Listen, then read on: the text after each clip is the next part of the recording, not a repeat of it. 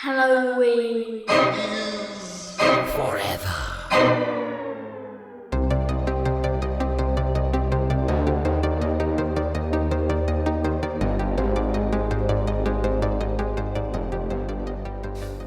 Oh boy. Welcome.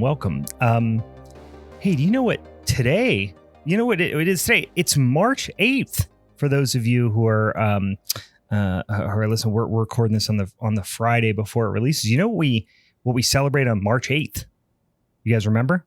No. What do we celebrate? International Women's Day. Oh. It is International Women's Day, but also this is the day that we celebrate the invention of the crowbar. Do you guys know that? No. This is an important day in inventing history. Yeah, it was invented by a woman actually as well. The crowbar was invented on March 8th. It's hard to think that before that was invented that crows had to drink alone. Welcome, boys and girls, to a very stupid Minisode of Halloween is Forever. I'm Brian. I'm Steve. And I'm Bigfoot Ben, and I would have made a better crow than this guy did. What happened to Big Clam Ben? I did test a crow squaw before I came onto this, but it would have been bad. Steve would have hated it. It would have been bad for audio, so I gave that up. So you're not going to do BigCrow Ben then? No. Okay. BigCrow Ben. There he is. BigCrow Ben. So, guys, this is a punishment episode. I'll explain what that means for all y'all noobs out there. But you know what? I felt, guys, like this, this is my pick. Spoiler alert, if you didn't listen to the last episode, your boy brought in that motherfucking strap. So this was my my punishment episode. And in punishing you, obviously I want to punish you both for your insolence, but I also wanted to be sure that we kept a little bit on a theme for the March of the Clowns.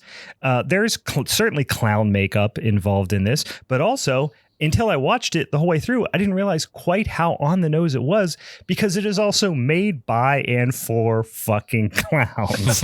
So I think this is perfectly on theme for March of the Clowns here in March. But before we get into all that nonsense and all this boom, bing, bang, bong and all this bullshit, we got a couple things we got to do at the top of the show. It's Friday night. We're cracking out the beers, boys. What are we drinking on this evening? Ben, why don't you lead us off? Tell us what you're drinking. I saw you cracking on something. I did. I cracked on something that's going to stay over there. My beer for most of the show is I ran out to Monday's Brewing. Oh, yeah. Okay. I haven't been there as often as I should. They're pretty close to my house, but they just released their Pink Boots blend, which a lot of places are either doing or brewing as we speak. And this is a hazy IPA. I haven't drank it yet, but it looks nice. Let me take a little quick sip. You got a little crowler situation, a little oil can crowler situation there, huh? Oh, and that's wonderful. I'm not a big hazy IPA guy, but this is nice. This is good. Yeah, crowlers. It's doing it for you. Yeah, it's doing it for me. And then I've got, me, I'm here to get drunk. I'm here to get fucked up. So I've got this. I've got a stack of Bad Heads Session IPAs in my cooler. I've got a stack. I've got a Inner Groove Irish Red over here that I was sipping on before we started. I'm here to get fucked up. My wife's out of town. Let's go. Oh, man, you're going to piss yourself. Yes. Hell yeah, I'm going to piss myself. I'm going to fill this thing when it's empty. I have been on the other side of the spectrum here. I have been trying to watch what I eat, been exercising this week. I'm trying to lose a couple LBs, that sort of stuff. And I haven't really been, I've been watching what I eat, all that. I've got some gut situations going here. I'm sitting here. I'm farting, guys. It smells like death.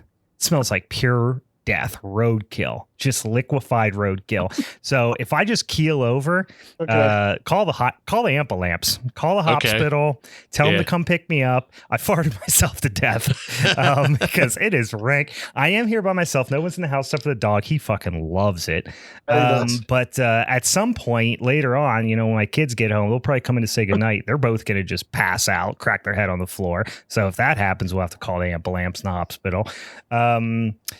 But anyway, yeah, I am drinking. I'll go next. I'm drinking on an old favorite. Went over there. Actually, went to dinner last weekend. Me and my lovely blushing bride. We went to one of our favorite places in beautiful Zelienople to have some Italian foods. My grandfather would call it Italian. Some pastas and some pizzas and stuff. And before that, of course, we went over to one of our favorite spots a couple blocks up the road. We went to Burgers Brewing, and I got some of their Carry, their Helles. Actually, I got a 4-pack. I pretty much buy the same beers when I go in there. I buy the Helles, I buy the German Pils. Sometimes I buy the Italian Pils, and then sometimes if Neil has something different on, I'll grab 4-pack of that. But usually what I do is try the stuff that's new on draft. They had a Doppelbock, which wasn't in cans yet, but I would have bought a 4-pack of that Doppelbock because it was fucking num-nums. But I had slammed a couple pints of that Doppelbock, got a little tuned up before we went to dinner. Then I was drinking it in the Negronis during dinner, so we were getting saucy. Have you? But yeah, they didn't have any cans yet. Brian, have you had a chance to try their hop yet? That hop water that they're gonna make? The hop water? No, I'm a grown ass man. Okay. So I don't fuck with that stuff. No, just kidding. I would try it. But it's like I'm the kind of guy who's like, hey, if I'm trying to lose a little bit of weight, if I'm gonna splurge, if I'm out, we're going to do it big tonight. I'm going to eat a whole pizza and I'm going to drink pints and pints of Doppelbock. Just carb load, right? So I did not do the hop water. You're not going to waste your gut space on silly calorie-free water. Yeah. All right. Yeah, that's what I'll do. I'll go drink hop water. Yeah, because that's like filling up on bread before you have some of that delicious Italian food. You don't want to do that.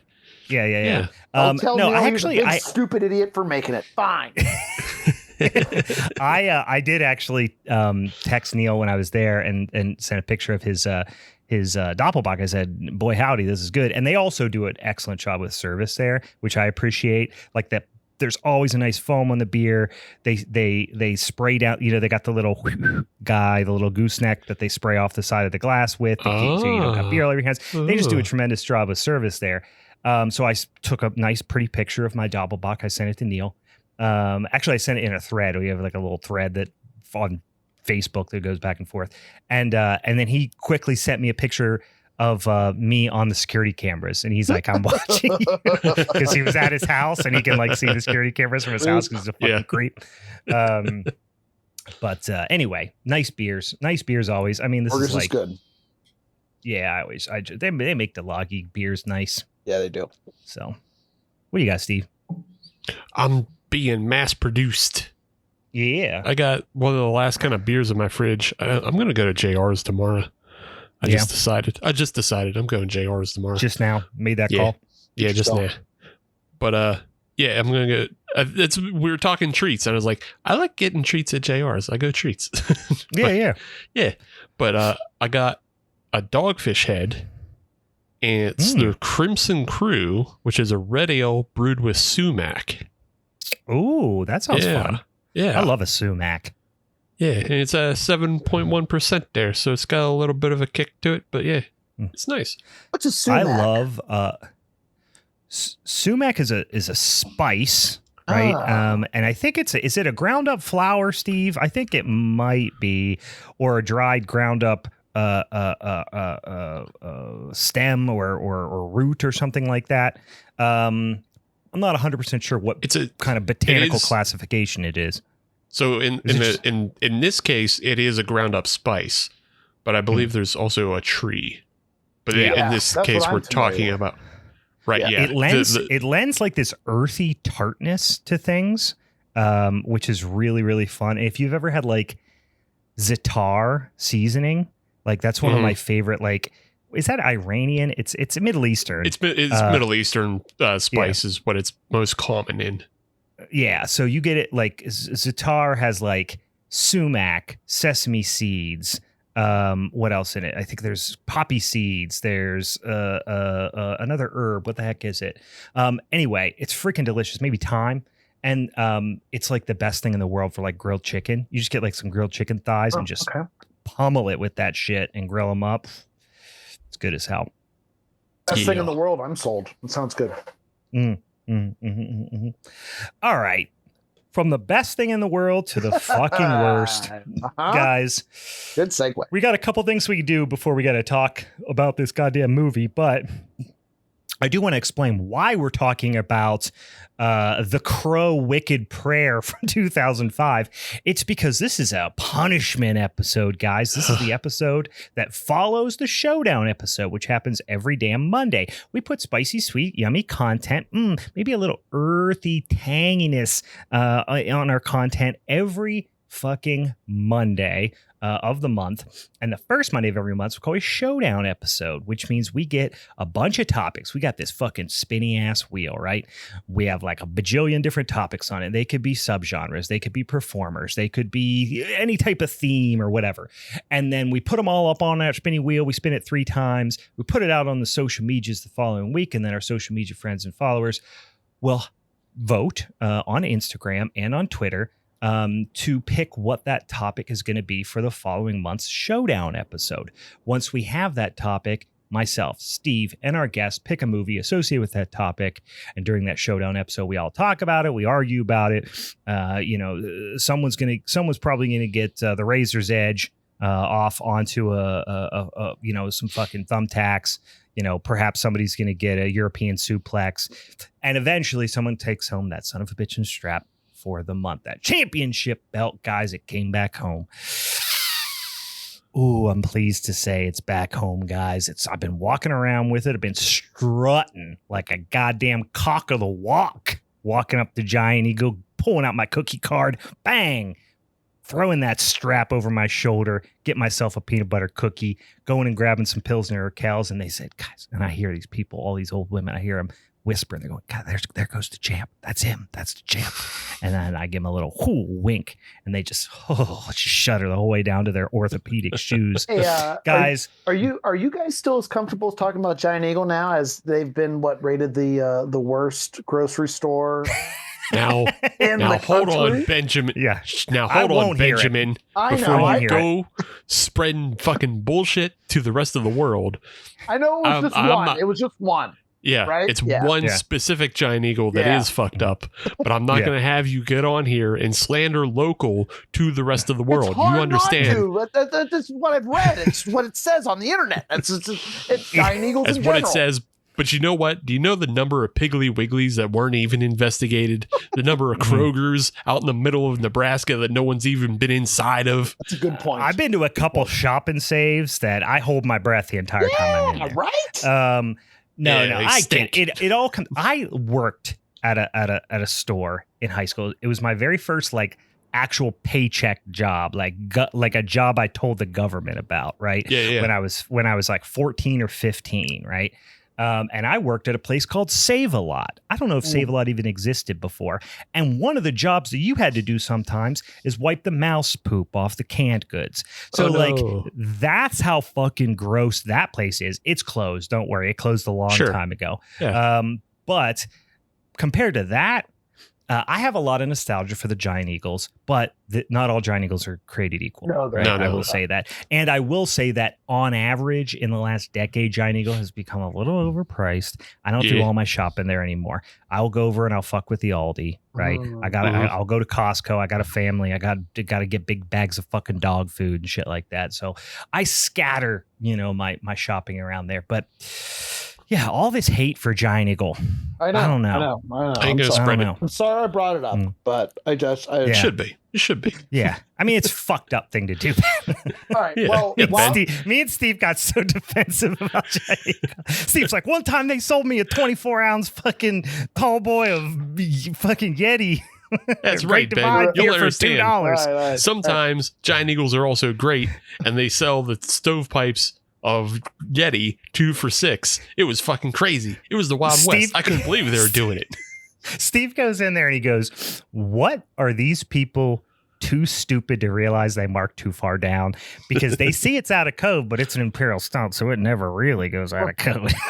Like, Steve knows how to go to the shelf turd section, the pick a 6 where old beer goes to die, and find the stuff that isn't gonna be affected by extreme oxidation. It's the crow. Grab it up. Yeah, just keeps on going. Steve is the crow of the pick 6 section.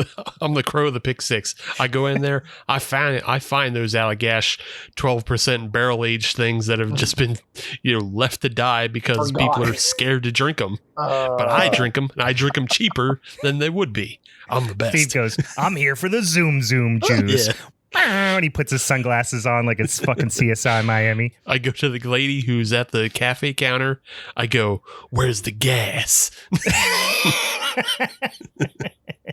Let me bring up one more off-topic thing, and then I'll shut up. But the redesign of the Tubi emblem. Oh, it's crap. Startling. Startling. Horrible. I don't like it. It's purple and it's like Lakers bright. colors. Yeah. I feel like the people that went to Tubi went there for one reason. I didn't know people went to Tubi to watch happy movies and kids movies. I feel like people mostly go there to watch B, C, D class horror shit. And and that's not what this fluorescent green lettering brings to me. I don't like it. It's like yellow and purple or something, isn't it? It's like it's they're forsaking their schlock roots. They're trying to go, look, guys, we can be cutesy. No. We got a bunch of fucking original Hallmark movies now. They'll lose that fight. They're trying to get they'll lose it. They'll lose it. They don't forsake what you came to. Listen, here's what I always say. Dance with who brung you. That's what I always say. And who brung you is a fucking dirtballs watching your schlock movie, your dirtballs and your perverts, your slime bags and your scumbags. And don't ever forget it, you rat fucks. I will say, though, I have seen, and this is a full disclosure, hashtag EMP. I do my employer, and as a result, I am responsible to a certain extent for marketing a brand called Zoa, which is owned by Dwayne The Rock Johnson. And so our ad runs on Tubi. I'm going to say every 5 seconds for Zoa. It's just constant. It's just constant. It's like, I mean, for a while there, I was watching a movie. I was like, I've seen this 8 times now. I've seen this ad 8 times. It's a good ad. It's a good ad. Don't get me wrong. It's a good spot. It's a good spot. It's funny. Anyway. Mixed feelings about the Tubi rebrand.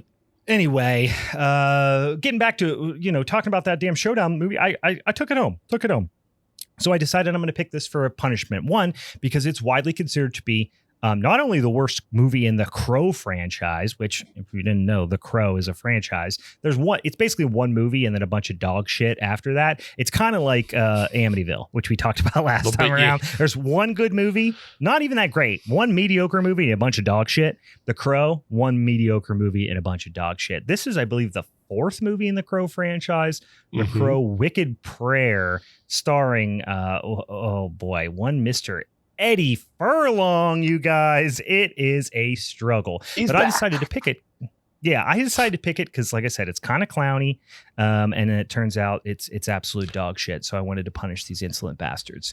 But if you want to suggest things for us, either you want to suggest a punishment episode, maybe you want to give us a fucking topic to put on that spinny ass wheel, make sure you DM us on the Instagrams at Halloween is Forever on all the socials, at Hollow Forever on the X, the formerly known as Twitter. Go over there. Steve runs the Twitter. I run the Instagram over there. I've been trying to be a little bit more active on the Instagram as of late because I was slacking a little bit.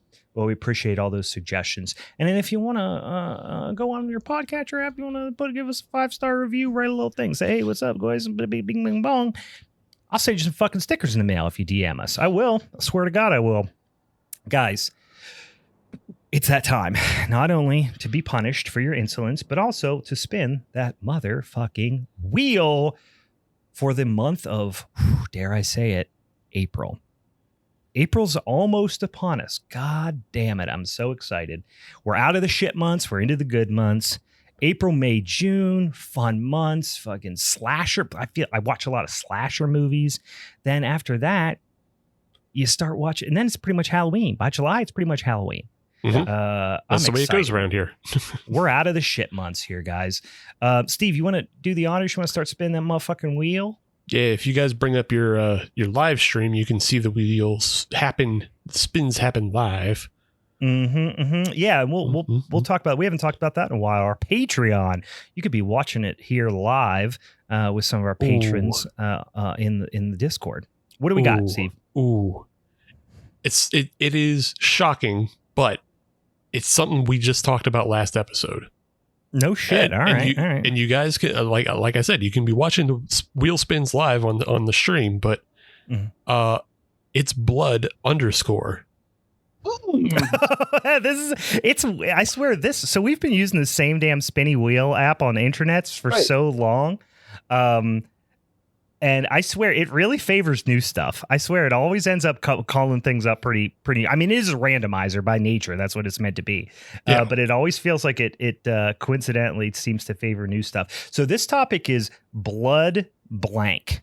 We were talking about when we talked about clowns on the Tubi last time, that if you just type in blood, you find a lot of wild shit. Like I was watching Blood Hook, which was a wild ass trauma distributed movie. There's a lot of different stuff. Just blood blank, or I would say blank blood too is fine. Yeah. Right? Just something with blood is in the title. Topic.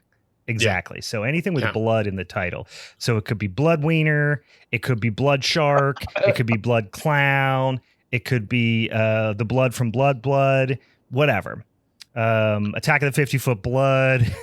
But anyway, that's what our first one is. All right, Steve, what do we got next? Our next one is horror movie soundtracks. Oh, okay. This is fun. We've never done, we've done like commercials. We've done other stuff like this. We've done showdowns with TV episodes, but soundtracks, that would be fun. That would be interesting. But it's not going to win, so I don't. It might not, especially when we're talking about blood. Dr. Blood. I want blood. Yeah. Dr. Blood, blood. Blood. Dr. Blood wants your blood. All right, what's number 3? Ooh. And now this one is a return because we did this in the first year of the show. So usually when things go up on the wheel and we pick it, I take it down for a year or two, but like we're now year 3. So this one wasn't on the wheel for year 2. It's back on the wheel for year 3. It's coming in towards the end of year 3, but it's back to school. So I remember that episode. Yeah. Yeah.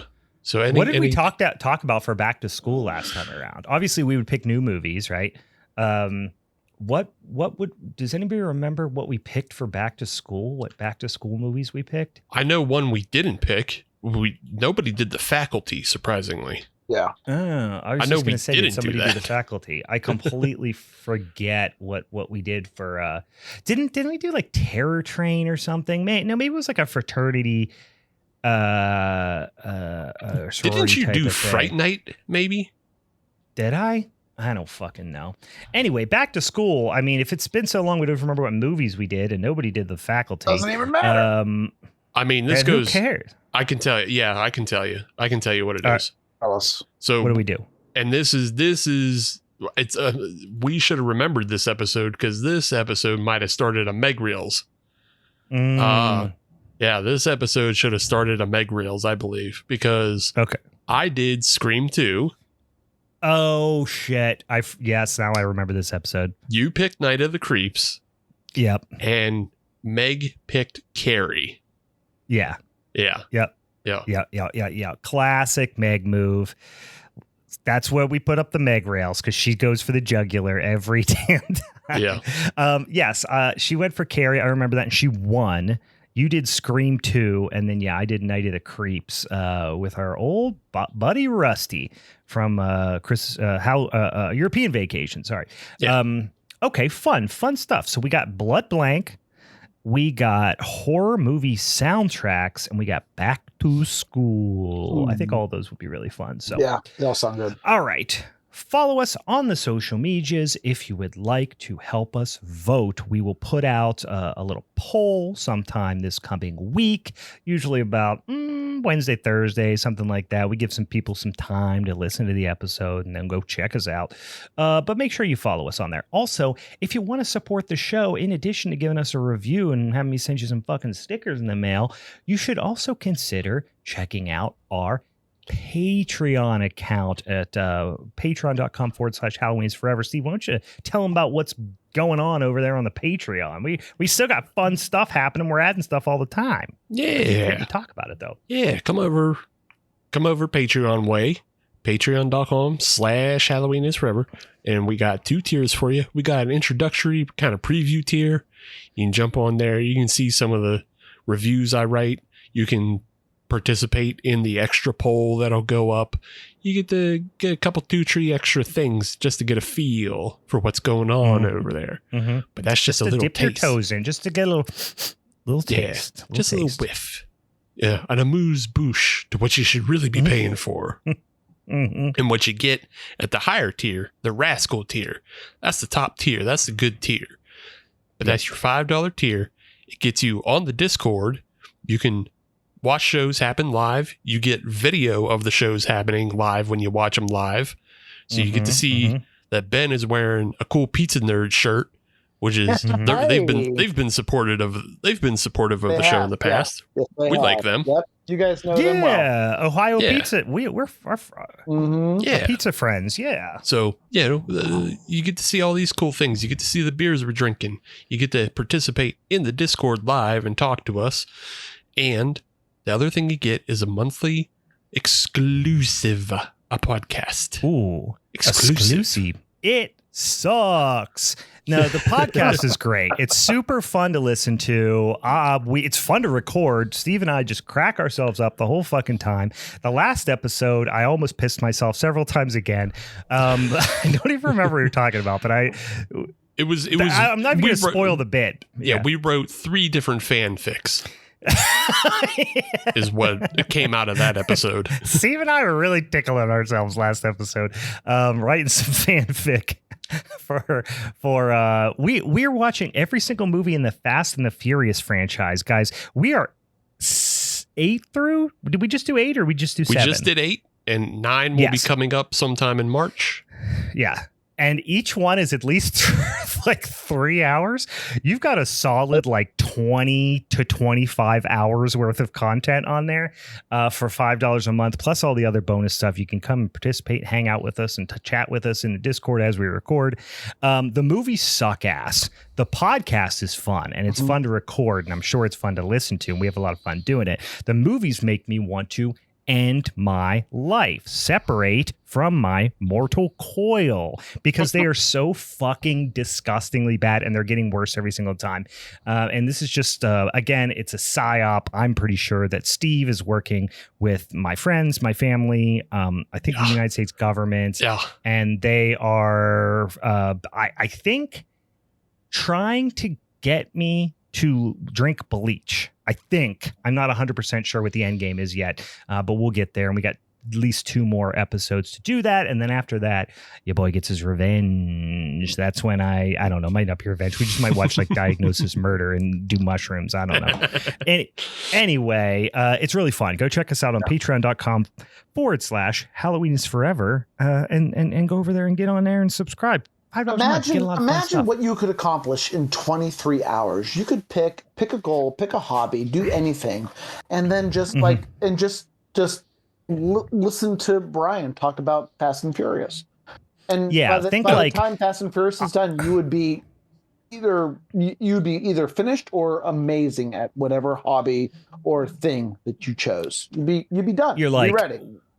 That would be a great start towards being, conversational in another language, let's say, or something like that, or at least understand. Well, and then take that idea, roll it up like a little tiny ball, stick it up your asshole, then go listen to us talk about Fast and the Furious for 20 hours. Yeah, because here's what I always like to remember when I think about how, I should be spending my time better and learning how to do things and stuff like that, is that one day worms are going to eat my eyeballs. Who fucking cares? Listen to idiots talk about Fast and the Furious. It's a lot more fun past the time until you're dead. That's the most important thing. So here's how you do Slovenian or Romanian is not going to, save you from that. So don't learn that language. No matter how much you learn, no matter what you do, someday worms and little bugs are going to eat out everything in your eye cavity. So just fuck it. Listen to Fast and the Furious podcast, guys. All right, here we go. Let's do it. We're going to talk about, guys, I don't know if you remember 2005. Where were you guys at in 2005? Huh? School? Anybody remember? High school? Yeah, you're in high school? No, wait. You were not in high school because I wasn't in high school. No. Yeah. Where was I? I was in college. Yeah. Yeah, I was in college too. I was in my freshman year of college. I was partying. I was experimenting with drugs and my body. I was getting to know myself. I was playing a lot of Halo for sure. Yes. And I was drinking tons and tons of Keystone Lights. What were you doing, Ben? I was playing Halo. I was not drinking tons and tons of Keystone Light. Instead, I did live in a awesome college house. Absolutely. But instead of going to the parties that were happening down in the basement, I would opt to, I would put like giant, like ear protection, like as you would wear if you were shooting a rifle. I would wear those, like a noise canceling situation. Before noise canceling existed. I would wear those. I would go to sleep, and then I would wake up and do strongman training in the morning. I did not drink in college at this point in my life. I was a big beefcake, and totally. I wasted like the best years of my life. Absolutely. And I regret it. Hell yeah. I regret it every fucking day of my life right now. All right. That's all right. No, that's fun. Sometimes we have regrets. That's where I was. Yep. And I do have regrets. Ben, I'll tell you a story to make you feel better. One time, I woke up and my eyes opened and I was very cold and I was like, what's happening? And I passed out drunk the night before and I looked down and I was just looking 3 stories down. And I was like, what's happening? Am I falling? Oh, my God. And then I realized what I had done was I lived in this old shitty house in Youngstown. And I woke up in the middle of the night and I was sick. I was puking my guts out because I drank too much. And instead of going to the bathroom, puking in the toilet, literally 4 feet from me, I decided I was going to puke out the window. Right? So I opened up my window. Okay. Was puking out the window onto like the back driveway area. But the window didn't stay up because it's an old shitty house. So I looked down. And not only was there a bunch of puke on the ground below me and snow all in the back of my head and neck because it had snowed overnight and I had an inch or 2 of snow in the back of my head, but also there's about 8 of my shoes on the ground 3 stories down below me because throughout the night I kept trying to prop the window open with my shoes and they just fell out. And then eventually I fell asleep with the window on my back. So there you go. You didn't waste that much. I almost fell out a window drunk and passed out halfway out a window. So don't feel bad. The moral of the story, don't feel bad. Let me tell you a real quick, cute story. So I lived in that house. Yeah. They would have giant rager parties downstairs in the basement, but I couldn't go because I had to go lift kegs above my head in the morning. I'm imagining you upstairs with one of those like hand grip things, like motherfucker, just squeezing this like grip strength thing. Tupperware, just like, mother, these guys are gonna. Oh yeah, I had a roommate like that. Yeah, he used to call eating feeding. He'd be like, I gotta feed. He would just eat like raw beef and like sweet potatoes. That's it. So that like the parties would be happening downstairs, and I would like people would eventually like prod and poke me enough that I would go just like I would come down and just walk halfway down the stairs, and I would wave. And people would like, oh, hi, Ben, hi. And I would wave back. And down there and the first time that my now wife of over 10 years, that was the first time she ever met me, was sitting in my little basement. I walked halfway down. Everyone waved hi to me. And then I walked back up and tried my best to go to sleep. So romantic in the end. It all worked out. We've been married for 10 years now. And look at us. Here we are. She was like, oh my God, look at that beefy, guy. lame guy. That guy is so hot. I like him. That's just like I like him. Beefy and fucking lame. Beefy and introverted. Here's what I'm thinking. What happened with this, Brian, is she's down there partying, right? And then she sees his innocent little ass come down the stairs. And she goes, ooh, it's not a I can fix him. It's a I can break him. I can corrupt him. Yeah. It's the opposite of girls when they go, I can fix him. She said, I can break him. She's on the other end of that spectrum. Sicko. Oh, she's gross. Yeah, she's insane. She's insane. Anyway, Steve, what were you doing in 2005? This went on quite a tangent, but it's so much more fun than talking about this piece of shit movie. I don't know. It's being a film school nerd, which also means I was drunk all the time. So, like, my you're an artsy student, so it was stylish to be like have a substance abuse problem. Yeah, I did not have classes before 10. I spent a lot of nights just at my friend's house because I had a buddy who it was like a artist drummer house. So like only one person who lived there was actually going to school. Another guy was in grad school, and another guy was just a bum who, and they all did drumming in the basement because they were all way into fucking Tool. And then I, who didn't play music, just hung out there because I drank a lot, and so did they. Yeah. Cool. How much Halo on a scale of 1 to 10? How much Halo? Honestly, not. I didn't play a lot of Halo. Because I grew up in a PlayStation household, I didn't play a lot of Halo. So I did too, but everyone in my house was Halo, so I adopted Halo and the Xbox in college. That was the most video game I ever played, was that year with Halo. It was probably Halo 3, whatever it was at that time. I don't remember. I have great memories. I don't think we played anything really that much. It was more just watching movies. Like we were watching shit like the Hated documentary with Gigi Allen. Oh, hell yeah. Yeah. Hell yeah. I had a friend that was super into Gigi Allen. She thought it was really cool to like Gigi Allen. She did the haircut where she shaves her whole head and just leaves the long sideburns, you know what I mean? Or not sideburns, but her hair that her hair used to be long, so she just kept it on the side. She thought that was pretty cool. Yeah. Everyone has that Gigi Allen friend. Maybe not that acts like it, but is really kind of too into Gigi Allen. Idolized. Well, guess what? I'm that friend for you. Yeah. Yep. It's not that I idolize him, but I do still listen to his music, so I don't. That's all right. I unironically just listen to Rock and Roll McDonald's on a regular basis. Oh, yeah, what's that guy's name? Wesley Willis. What's that guy's name again? Wesley Willis. Yeah. I unironically listen to Wesley Willis. In any case, guys, it's time. I'm sorry. We got to get into it. We're going to talk about The Crow, Wicked Prayer. And I just want to lay this out for you guys. It's exactly as douchey as that title would suggest. It is directed by what I can only assume to be an incel, Lance Mungia. He has not directed anything else.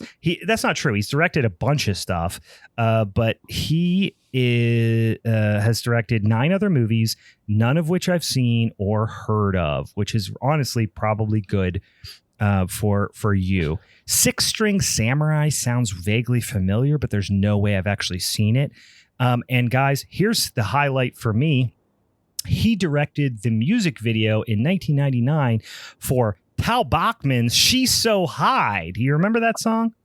Yeah. Do we remember that song, guys? No, Ben, you don't remember? It's like this. She's so high above me. She's so lovely. Yeah. Okay. Little one-hit wonder named Tal Bachman. Right. Tal Bachman is a great that's a great trivia title because it's one of those 90s one-hit wonders that really, really flew under the radio because it was only popular for 2 weeks. Anyway, directed that. Nothing else of consequence. He's still, I think, active to this day. I mean, at least directed an episode of TV. I mean, yeah, active is a strong word. He directed a movie in 2019. He directed an episode of TV in 2023. A miniseries. I mean, that's about it. I mean, but for all intents and purposes, this movie killed his career for 7 years. Like, honestly, very much deserved. This movie demonstrates. And now I didn't look too deep into it because I cannot give this movie any more attention than I've already given it. I refuse to on principle alone. But I have heard in just the little bit of reading that I did that this was an extremely troubled shoot. But even that being said, there are scenes that made it into the final cut of this movie that should make your career over. Yeah. Like, as a director, if you let certain things happen that are in this movie, many of which we will talk about, you should not have a career. I stand by that. Not that you shouldn't have a career. You can go sell insurance, right? You can be in, be in marketing, do something like, do something a regular person does. You can't be a director if you make this movie, if you direct this movie. You just can't anymore. I'm sorry. I feel like I'm not trying to defend him, because if you do look at his IMDb profile, that's the thing Steve says when he's trying to defend something. If you look at his IMDb profile picture, he does look like an incel. But that's what I'm saying. But I don't know enough about him, and I don't want to defend him. But like, this is his second feature after Six String Samurai, and I'm pretty sure that one has like nobody of note in it. And then he's thrown onto this movie. I don't know how he gets this movie, but he's thrown onto this movie, and he's dealing with insanely temperamental drug abusers in Tara Reid and Edward Furlong. Sure. Oh, I'm sure this was a nightmare cast. Yeah. David Boreanaz is probably the only person he could work with. He also, I don't know, did he pick this cast himself? Like, was this his own undoing? Because I don't know. As a director, like, sure, you get say over who's in your film, but like, he winds up with like Dennis Hopper, but you can tell Dennis Hopper doesn't want to be here at all. Oh my God, nobody wants to be here. No one wants to be here. But least of all, Dennis Hopper. Dennis Hopper, I mean, yes, he mails it in. I would say even Macy Gray and Tito Ortiz want to be there more than Dennis Hopper. I mean, Dennis Hopper is villain. And you know what? Dennis Hopper, no shade. You were given, honestly, some of the worst lines ever put on paper. Oh my God. I have them written down, and when we get to his scenes, I would just like to read some of them because they are so wonderful. And I do too. But it is the highlight of the movie. Yeah. And it is a, how do I put this? I'm going to say it is a instructional pamphlet could be written on how to just have humility, suck it up, and say the lines. Because Dennis Hopper, as much as he doesn't want to be there, he says the lines. And he doesn't roll his eye, is not tongue in cheek. He says them.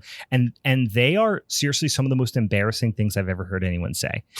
Not even on screen, just in life. That's how bad these skits are. So we'll get to them. I don't want to spoil them, but they are so bad. The only other person that's not dog shit in this movie is Yuji Okamoto. Yeah. Okamoto. Yeah. He is, I mean, you'll remember from Karate Kid Part 2 probably, but he's in also plays smaller roles in a lot of things, like really well-known character actor. He's got over 100 credits on IMDb. Like, he was in Cobra Kai, for those of you who watch that. He's in just a quick thing in a lot of stuff. I remember weirdly because my wife loves New Girl, and he was in an episode of New Girl not that long ago, weirdly enough. But yeah, he shows up in a lot of stuff, instantly recognizable, great character guy.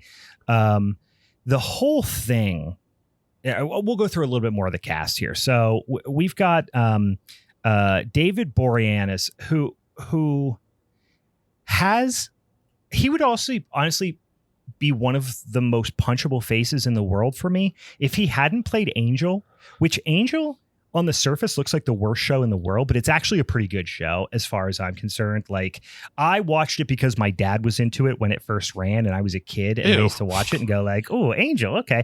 He loved Buffy. He loved Angel. Weird. And yeah, weird. My dad, he also loved Charmed. Any type of like supernatural melodrama. Yeah, supernatural melodrama is a shit. But sounds like your dad only got the CW at his house. He only watched the CW. Yeah, he did. He watched a lot of CW. I don't know why. Like on reruns, like shows in syndication on the CW. Any case, yeah, I don't know why. I have nostalgic memories about Angel being on in the background. I couldn't name one plot point or one other character, but good God Almighty, is he fucking insufferable in this movie? Insufferable, guys. He's a good TV actor, because I watch a lot of Bones. And like he's fine. I know he's Bones fine on is very Bones. popular. Yeah, he's fine on Bones. I know he's popular on. I know that show is popular and that he's in it. That's about all I know. He plays a character called Luke Crash, who may or may not become the devil at some point. And the devil in this movie is kind of like the Santa Claus with Tim Allen. Like you could just assume the role of Satan, of the devil. You have the star, the titular Crow. One Mr. Jimmy Cuervo, you guys. Jimmy Crow, and they literally refer to him as Jimmy Crow, as in Jim Crow, at some point during this movie, unironically, and they don't see that is weird. And of course you have Tara Reid, who is the other like antagonist / maybe she comes around at the end. Who fucking cares? She plays a character called Lola Byrne because of the devil. Tara Reid. We all know what we're getting with Tara Reid, right? Yeah, she is the stamp of any C-class movie. Tara Reid. Yeah. Well, at this point, she was right on the cusp of that. She was just coming off of, and I believe the movie that made people think she was kind of cool for 5 seconds was, amongst college kids at least, was National Lampoon's Van Wilder, if you remember that movie. Yeah. With Ryan Reynolds, and I'm sure it was incredibly dated at this point, it would seem, and I think it was only maybe a couple years before this. So like she was a little bit hot at the time. She still sucked at acting, but everybody was like, "You're pretty," and it was very. She was very in style, her type at the time, I will say. Yeah, she had a pretty strong run from 1999 doing American Pie, and then she got Josie and the American Pie too, of course. Yeah, she got Josie and the Pussycats, American Pie 2, and Van Wilder, all within kind of the same 3-year span.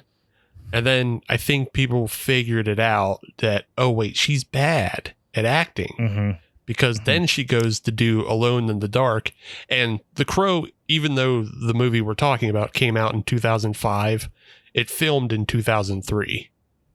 So, like, this movie just got shelved for being a piece of shit.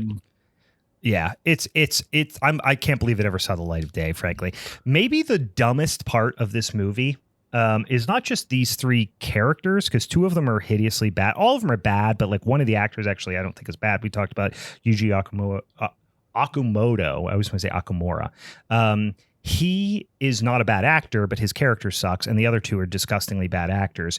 You have the henchmen of Luke Crash, aka Wannabe Devil, and their names are Famine, Pestilence, and War.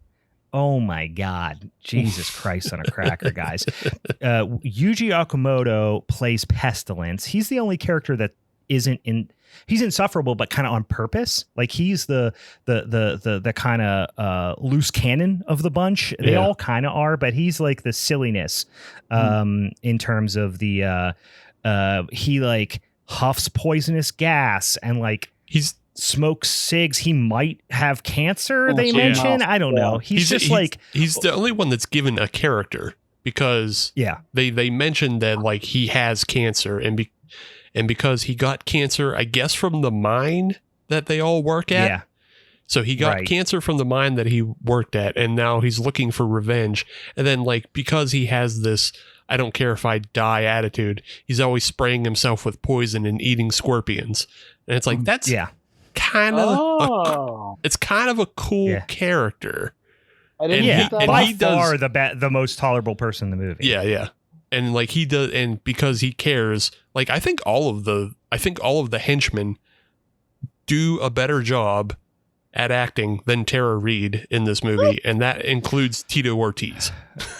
I mean, Tito Ortiz only because he doesn't have very many lines, but he is.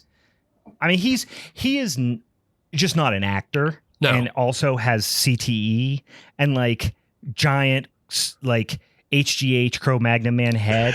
Like he just doesn't. He's just not a right. He just his brain doesn't work right. He's got poo brains. Right.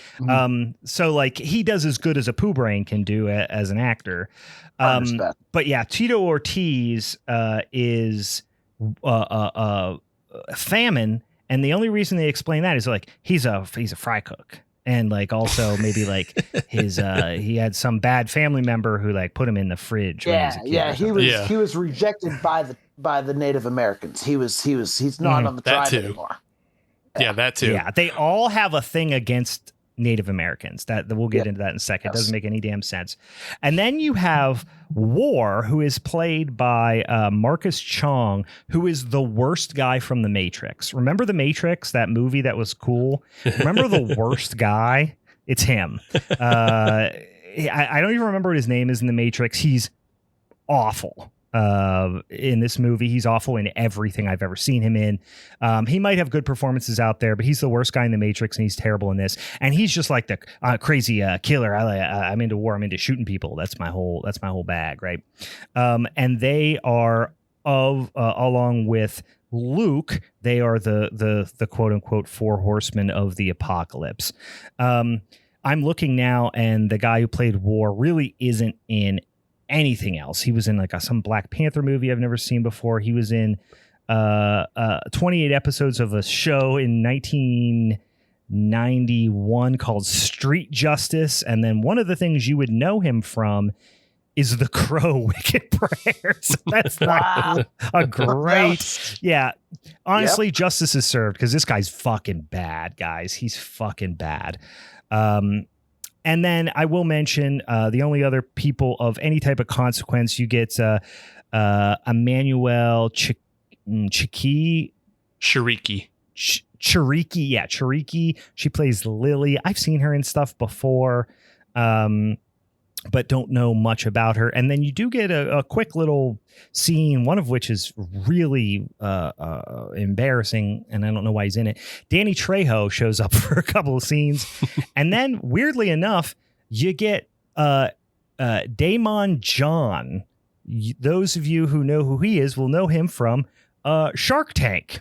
Yeah. He is one of the investors, one of the entrepreneur guys in Shark Tank.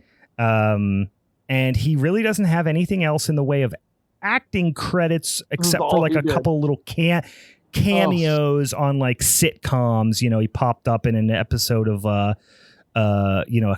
Billions, an episode of Dr. Ken, which, side note, guys, did anybody see any of Dr. Ken? No, dog. Did not. Oh. Okay. It actually, I think it had a couple of seasons, and this was the sitcom that was supposed to make Ken Jeong, a famous sitcom star.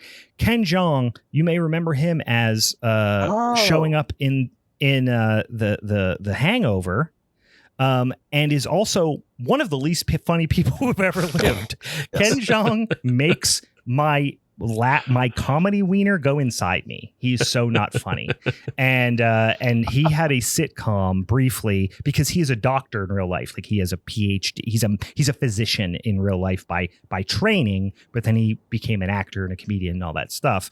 So this is like, I don't know, I guess his life if he would have just been a doctor.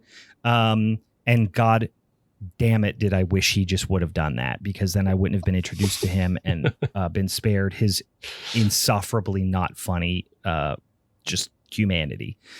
That's all right. So I've raved about this trash cast with the exception of a couple people. But let's get into the story a little bit. I'm not going to belabor it because this one pause. Oh, sorry, go ahead. One pause. Yeah. I don't we mentioned how Damon John is in this movie.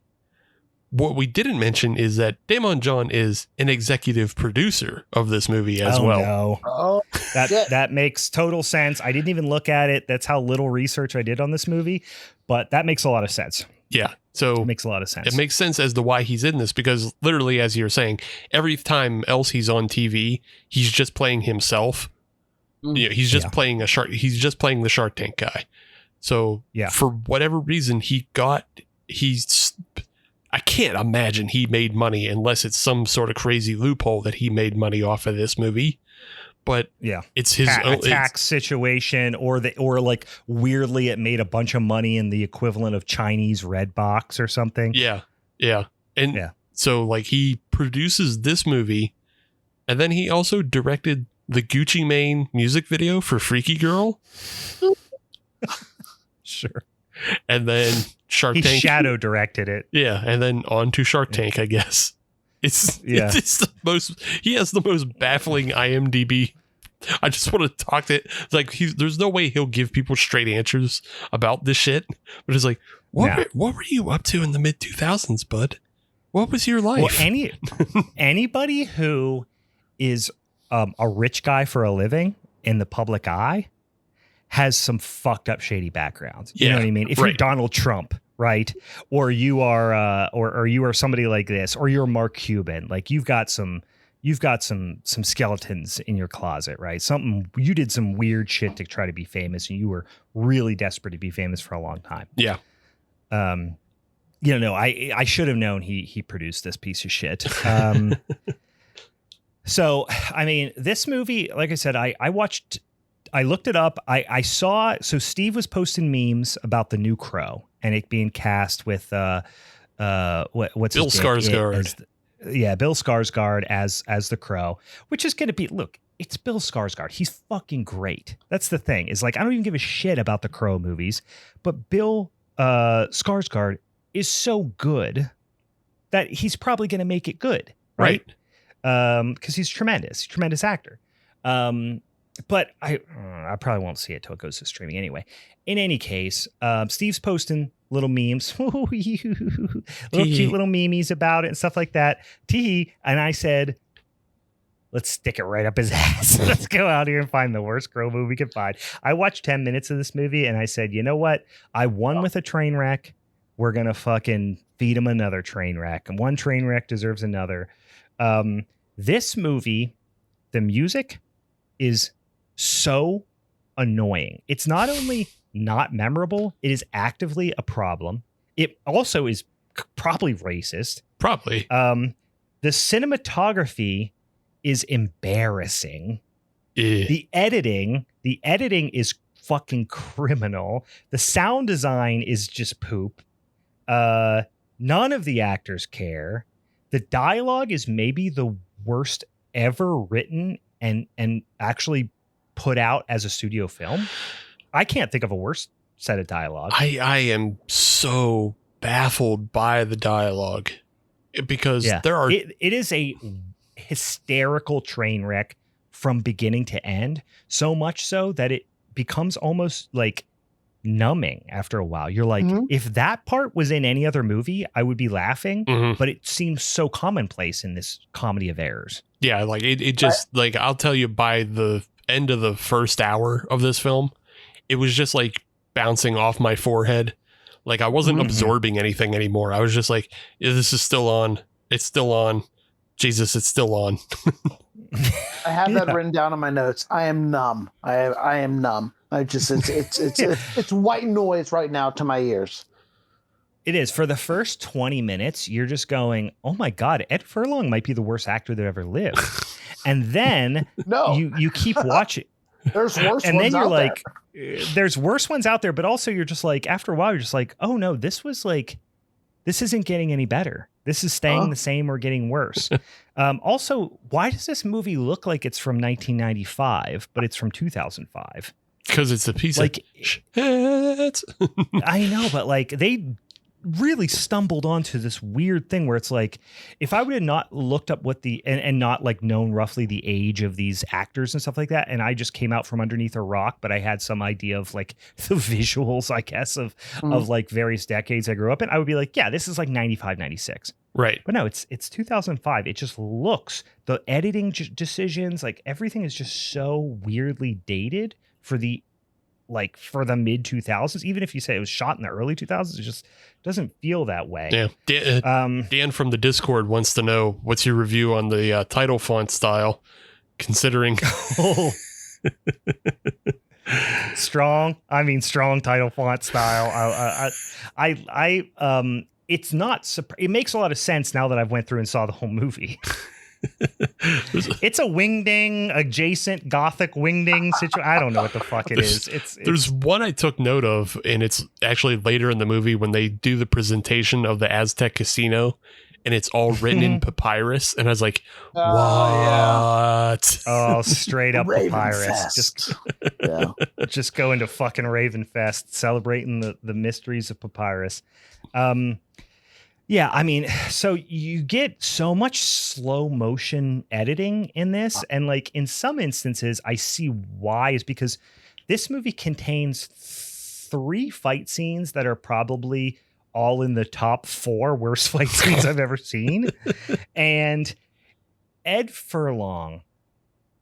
Okay, so if you remember him, right, everyone knows him from T2, right? Mm-hmm.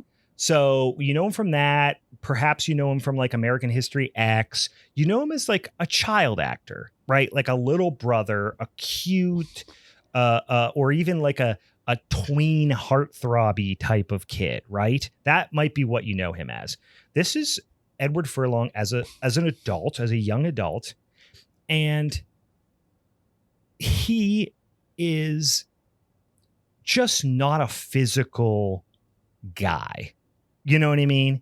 He's just kind of like and I don't even mean this in like a disrespectful or making fun of him way necessarily. He's just kind of a wafy theater kid type. You know what I mean? Yeah. He's just kind of swooshy and he doesn't know how to hold a baseball bat. You know what I mean? Like he holds it like if you like in an old episode of Mary Tyler Moore, if somebody handed her a baseball bat, she would hold it like he holds it. You know what I mean? It's just like, he's just like, what do I do with this? You know, but you're trying to make him like an ultra badass emo tough guy. I know that's kind of an oxymoron, but it just doesn't work because he's not scary and he's just like a little sad boy. There's a part later in the movie where Danny Trejo says, "How could God pick such a man?" And honestly, I don't know. He probably shouldn't have, because it did not fit at all. Good point, sir. Yeah, Good point. It's even harder because, one, everybody who knows the Crow immediately thinks Brandon Lee, the son of Bruce Lee, and he is in that movie. He is shredded and intimidating and believable and as a killer, an athlete. Yes. Yeah. And he looks like he would rip your head off your neck. Yeah. He looks cool. Yeah, like even if he's cool. emo, even if you don't like the emo stylings, like he looks like fucking Brad Pitt in Fight Club. Yeah. Like he looks like he's going to beat your ass, you know? Edward Furlong is a suburban soft boy. Like he's not skinny and waifish enough to like have that kind of gaunt intimidation about him, but he's not like overly fat. He's not muscular. He's just like donut soft. And at no point are you like, oh wow, this guy is fucking like intimidating, because he's also short. He's very short. He's what my almost like the literal bird. The crow was like almost as big as him. He should have ridden it into battle. It was up to his waist. The crow was up to his waist. No, but he is what my friend's very Italian, very Sicilian dad used to say. He is a cake eater. That's what he used to call us, like pudgy Central European white kids, bunch of cake eaters. Yeah. That's what he looks like. He is, he's just a soft boy. He's just a little. He is a SoundCloud rapper, not a crime fighter, right? I do like early on, Steve, you probably would appreciate this. I don't know if Ben, if this is in your wheelhouse, but early on when they're doing like their little military thing where they're going to like the four horsemen, if you will, they have it. They don't like Native Americans, and they are mad because they're trying to shut down the mine because it's like infringing on their land and all this stuff. And they're doing this little operation where they're going to like kill a bunch of Native Americans. And they look at each other and they go, too sweet. To each other. Did you notice that? I did notice that. This is their little thing, and they do the little thing, and I was just sitting there by myself watching this, like drinking some beers late in the evening by myself, and they went up and they did this to each other, and I just went, too sweet. Too sweet. And I was like, did they not realize that was a thing when that happened? And this anyway. Obviously is already after Sting has adopted the Crow personality. So this is after Sting has adopted that and become part of the NWO. I mean, it's far after that because WCW is closed. I wondered if that was a little bit of early on. I was like, was that a wink and a nod? Was that a tongue in cheek thing when they did that? I kind of yeah. Anyway, I hope it was. I hope it was. All the bad guys have their names airbrushed on their vehicles. It's not cool. I missed that part. I actually never noticed that. Yep, it's all of them. They all have their names airbrushed. Tara Reid is like, we don't know what she is. She's like, at first you think she's like some sort of military person because she's like a sniper or something. You never learn. You later learn that she's an ex-prostitute.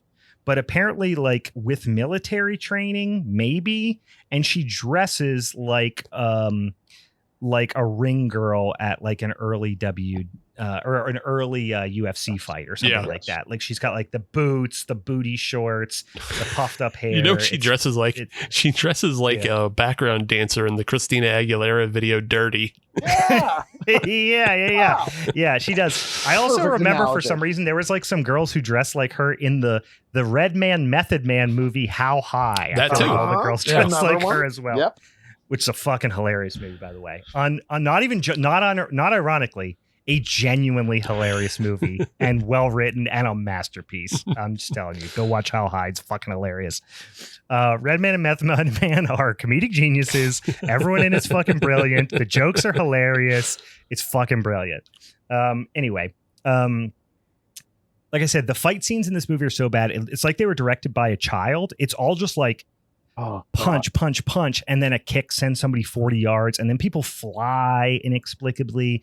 Like they're trying to do the like crouching tiger, hidden dragon type thing, but it just comes across as like the Indiana Jones stunt show at Universal Studios kind of thing. Yeah. And also the editing is so fucking abysmal. Because again, they do, for whatever reason, they incorporated a lot of the same editing tricks that you would have seen on Charmed. Of like, if they're doing fast motion, then they're doubling up, like they're a bunch of like trail frames.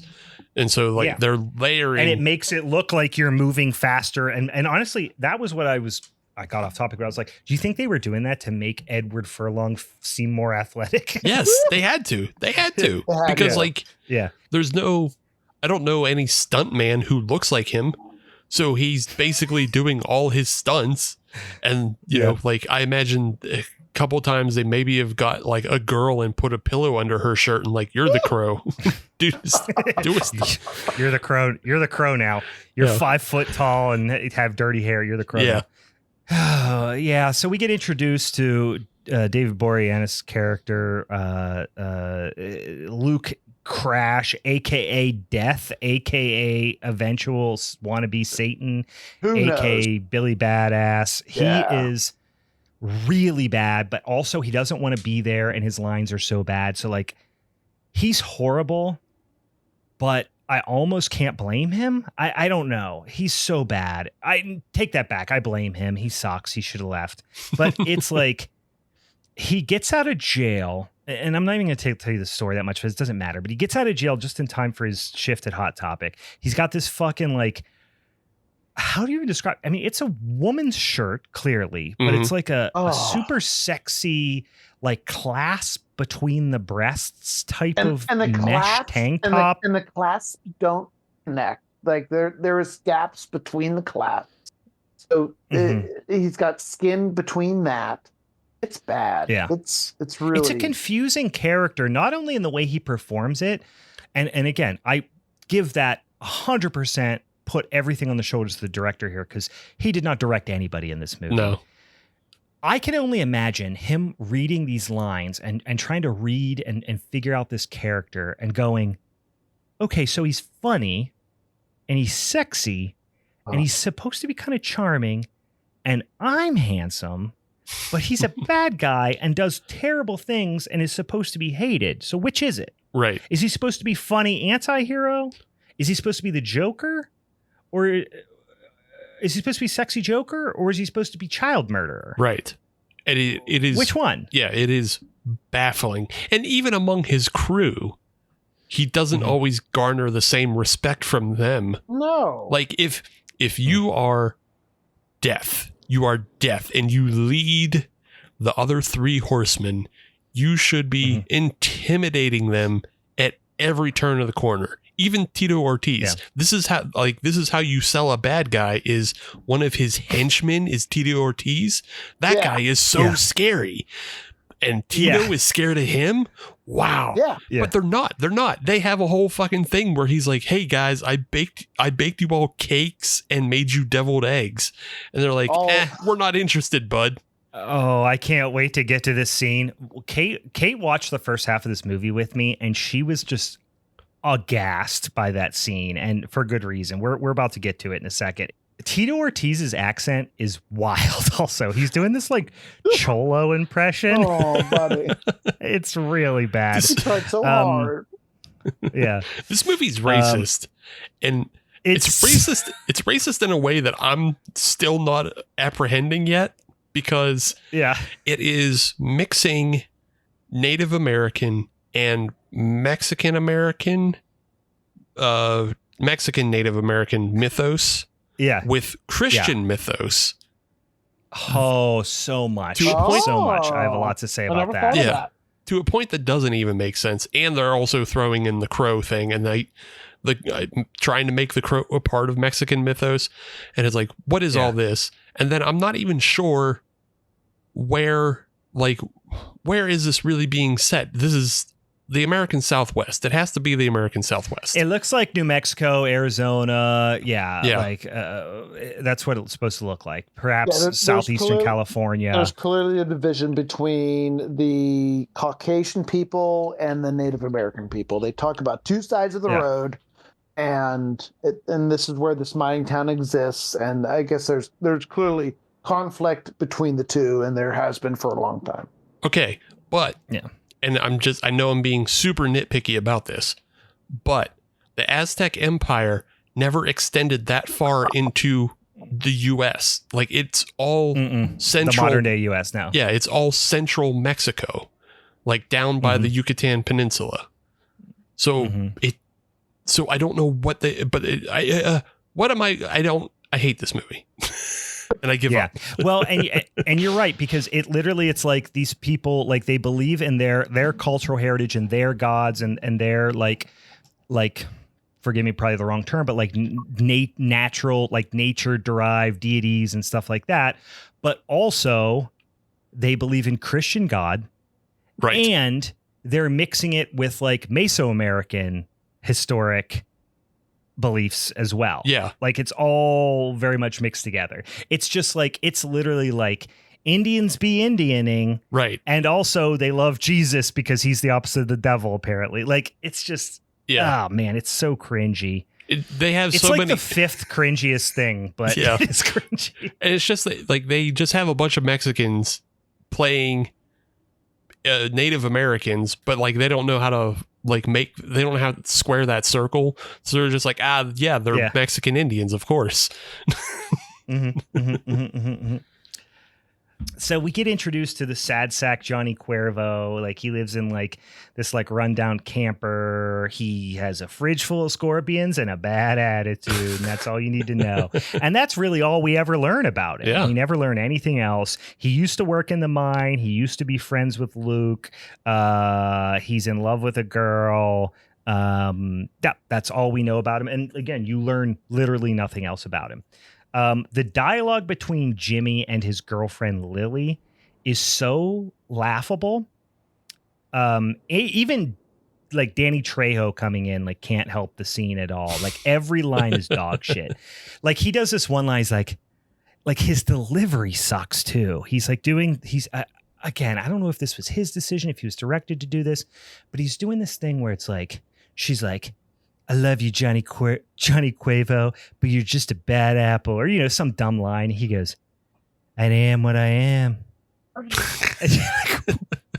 That's it. Like, he says everything in this very, like, overtly poetic way, but it's all nonsense. Like, he says everything. He says poetic words, but he speaks poetic words, but never actually says anything. Yeah. You know, the interactions between him and Lily they feel Shakespearean in delivery only, not the way, not the words they're saying, but it's just like, even the stilted way they kind of wait for each other to finish their lines. And he's like, at one point he's like, oh, I love thee so much. And she's like, then let me tell the world. And he says, oh, you fool, and pulls her back. And it's like, what the fuck are you guys doing? Like, this is embarrassing. You should be embarrassed. That scene especially reminded me of that weird, cringy Romeo and Juliet remake where they all have guns with Leonardo DiCaprio. Yes. It really reminded me of that. But of course, in that, they are doing Shakespeare literally, word for word. So it makes sense. This is just some sort of weird mix-em-up. But in any case, yeah, it's very poetic. It's very Shakespearean, but it's completely doesn't suit the environment at all. And it's not how necessarily every other person talks either. No, you know, it's literally just a handful of scenes where it's just him and Lily. So it sticks out like a sore thumb when they interact. But like, that's not what anybody else is doing. David Boreanaz is doing his own thing. Tara Reid is not acting. She's just being Tara Reid. She's saying words. Yeah. Tito Ortiz is trying, because this is like his second movie, and he's like hoping that he doesn't have to get punched in the head anymore. So like he wants this to work out for him, because he's really tired of getting punched in the head. Oh, it sucks getting punched in the head by Chuck Liddell every 5 seconds. Right. I do like that he just decides one day he's going to marry Lily. He's going to propose to Lily, and apparently they're going to get married that day. So he was literally eating dog food and I don't know, saving scorpions for her. I'm not sure. And then just one day he has a suit, and I'm like, where'd this guy get a suit? Not to say like a suit's that hard to come by, but yeah, he was literally eating dog food 5 seconds ago. But so this is a great line. You get this run in with the cop runs him off the road, which is kind of funny, like tumbles and like is in a pile. But the cop's like, you're a cool guy, Johnny Quavo, but I hate you and you're on the wrong side of the tracks. Like, it gave me weird, like, Dom Torino vibes, where it was like everyone loves him or wants to fuck him, but also hates him and is mad at him. Yeah. But he goes, no one likes you, Johnny Cuervo. Which, not Johnny. I keep saying Johnny. Jimmy. Doesn't matter. No one likes you, Jimmy Cuervo. And he goes, God damn. Guess I should fire my publicist. It's just like, it's all these like fucking hacky joke lines. He so desperately, and when I say this, I mean Lance, the director, he so desperately wanted this to be a Robert Rodriguez movie. Because I mean, that's what all the pithy, snappy little one-liners are supposed to be. Pithy, snappy one-liners. Occurs in the Southwest. Has Danny Trejo in it. He so desperately wanted this to be a Robert Rodriguez movie, or because this was distributed by Dimension Films. I wonder if they like originally had plans for Robert Rodriguez to be in this as a director. I could see that. I don't know. Yeah. Either way, that's not what happens, and we get dog shit. No, we don't get any of that. It also reminded me a little bit of Desperado.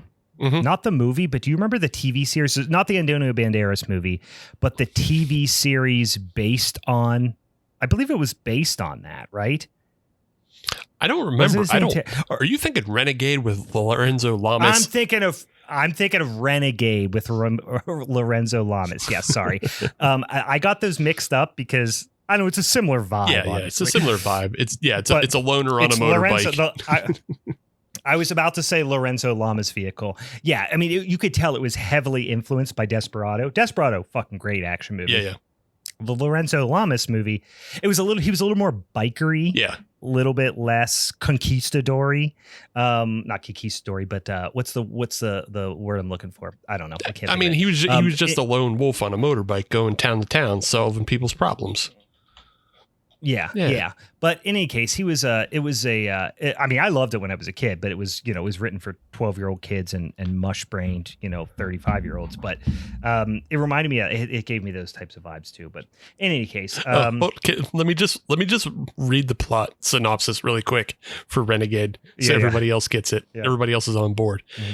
After crooked cop Lieutenant Dutch Dixon kills his girlfriend and frames him for murder, Reno Reigns escapes from jail and goes on the run.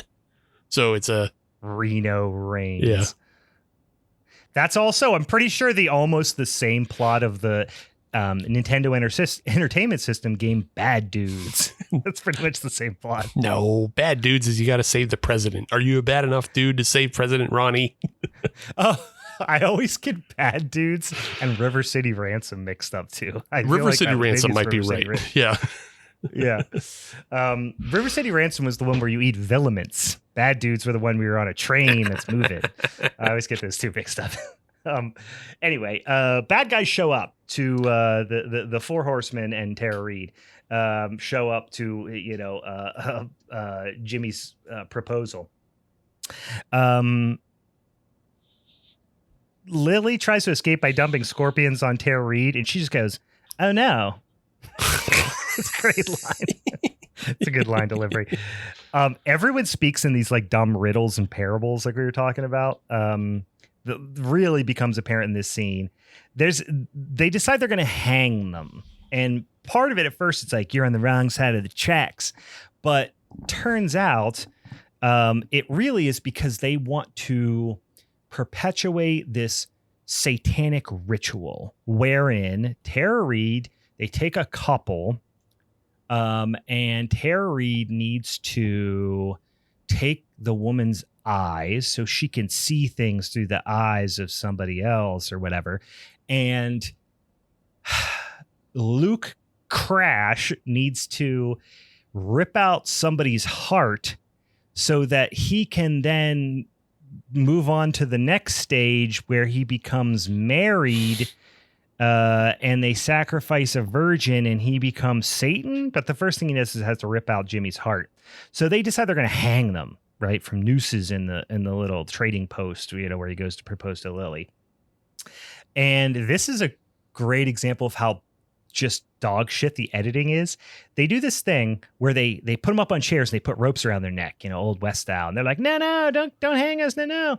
And they're standing around and they're just like saying shit at each other. And the second the rope goes around Jimmy Cuervo's neck, he just closes his eyes and puts his head to the side. And they keep the scene in.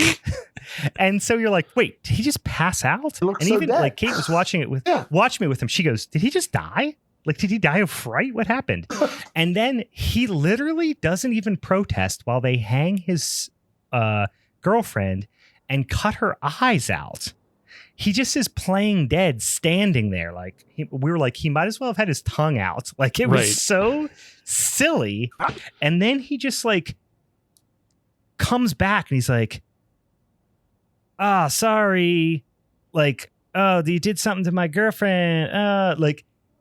She's already dead. It's just such a weird, like, I don't know if it was a mistake or they didn't have sequences they could cut together that really made that much sense, and that was the best they could do. But it's tough. It had to be sense. Like Edward Furlong wasn't particularly available for that scene. You know what I mean? Like, yeah, like maybe he just wasn't there, or maybe he was having a problem getting it together for those couple days and just couldn't shoot. And they're just like, you know what, just play dead. Just play dead in the noose and you know, don't worry about doing lines or whatever. And then he literally just gets the nods while he's on set and just nods off into the noose. It's very strange. It's very strange.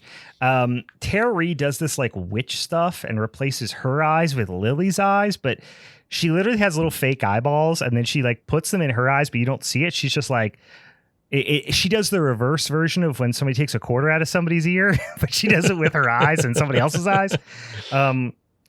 And like, you really get this whole thing. Like Luke doesn't like Indians, but he loves, you know, ripping cigs.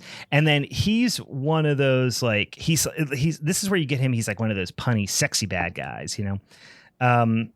And he rips Jimmy's beating heart out, like an emo scorpion from Mortal Kombat. Yes. He rips his heart out of his chest. And he then turns and like the heart like bursts or sets on fire or something in his hand. I forget, but like it turns into heart sparkle dust and then like magic happens. So the guys can do like bad stuff with it. And he gets like a 666 on his chest. It's just, it's nonsense. Nothing good is happening.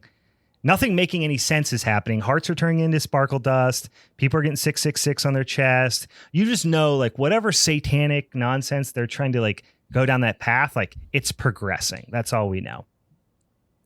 And then to celebrate their success in magic, they smoke cigs in a sexy way. They're all just ripping butts. This is another part of the bad editing in this scene is all the henchmen are there and they cut to the henchmen at different times and none of their reactions match up. Like none of them at different times, they all seem like they're losing their flavor for what's going on, or some of them seem into it and some of them go through both in the same scene. And it's like, what is the point? Like this is how you know it's a bad director, because he's not getting everybody's motivations on the same page all the time. Yeah, there's some scenes where like, so you have snap, crackle, and pop in there. In 1 second, one of them's like, is that too far? Like almost like questioning Luke, like he's taking it too far. Right. And then in others, like the next second, he's like, I can't wait to gun down all these children. You know what I mean? Yeah. Like, are you on board for all this shit or are you not? Yeah, they committed to the apocalypse. But yet they're still like, everyone's going to die, but I don't know if I want to shoot these kids or not. It never, like, they're making these, like, they didn't know what they were signing up for in the first place. But then, like, the next second, he's like, hell yeah, brother, let me shoot these kids. They go and they try to burn Lily and Jimmy's bodies in the local gasoline pond. And they do a bad job. Yeah. So they don't burn them. They go back to the best part of the movie in my mind, which is their bad guy hangout pad. Yeah. And you walk in and we're watching this and Kate and I both just, so first of all, they walk in and I was like, is that a continental breakfast? They've got a tray of fresh fruit. Like, but then also, and I'm not joking about this at all. This sounds like a joke, but this is in the movie, guys. The guy who just ripped somebody's heart out and wants to be the next Satan, he has made for the group, presumably ahead of time, because they're ready when they get back, a bunch of devil-themed finger foods that he says he's dusted with peyote. And like he did this beforehand. He set up a little... Like it would be funny if he had a bowl of punch and he made the ice shaped like a glove, like it was a hand in it. He's like, see? But he's literally like, I made devil's food cake because we're devil worshippers. Right. So I made devil's food cake and deviled eggs and all this. Yeah. Yeah. And it's like, so it's like he has does he have like a Pinterest page where he posted all this stuff of him like making all the devil's themed items so that they would be ready when he comes back from doing the whole ritual thing. And he doing the eye ritual. And he comes back and they're going to be hungry. And why not make devil themed things? So like they get back from burning the bodies and he's like, I have a cute little thing for you. In his Pinterest board's called like fun ideas for after the devil party. But it's like he literally comes back and he's got like it's not just like, oh, that's a funny little thing that's in the background.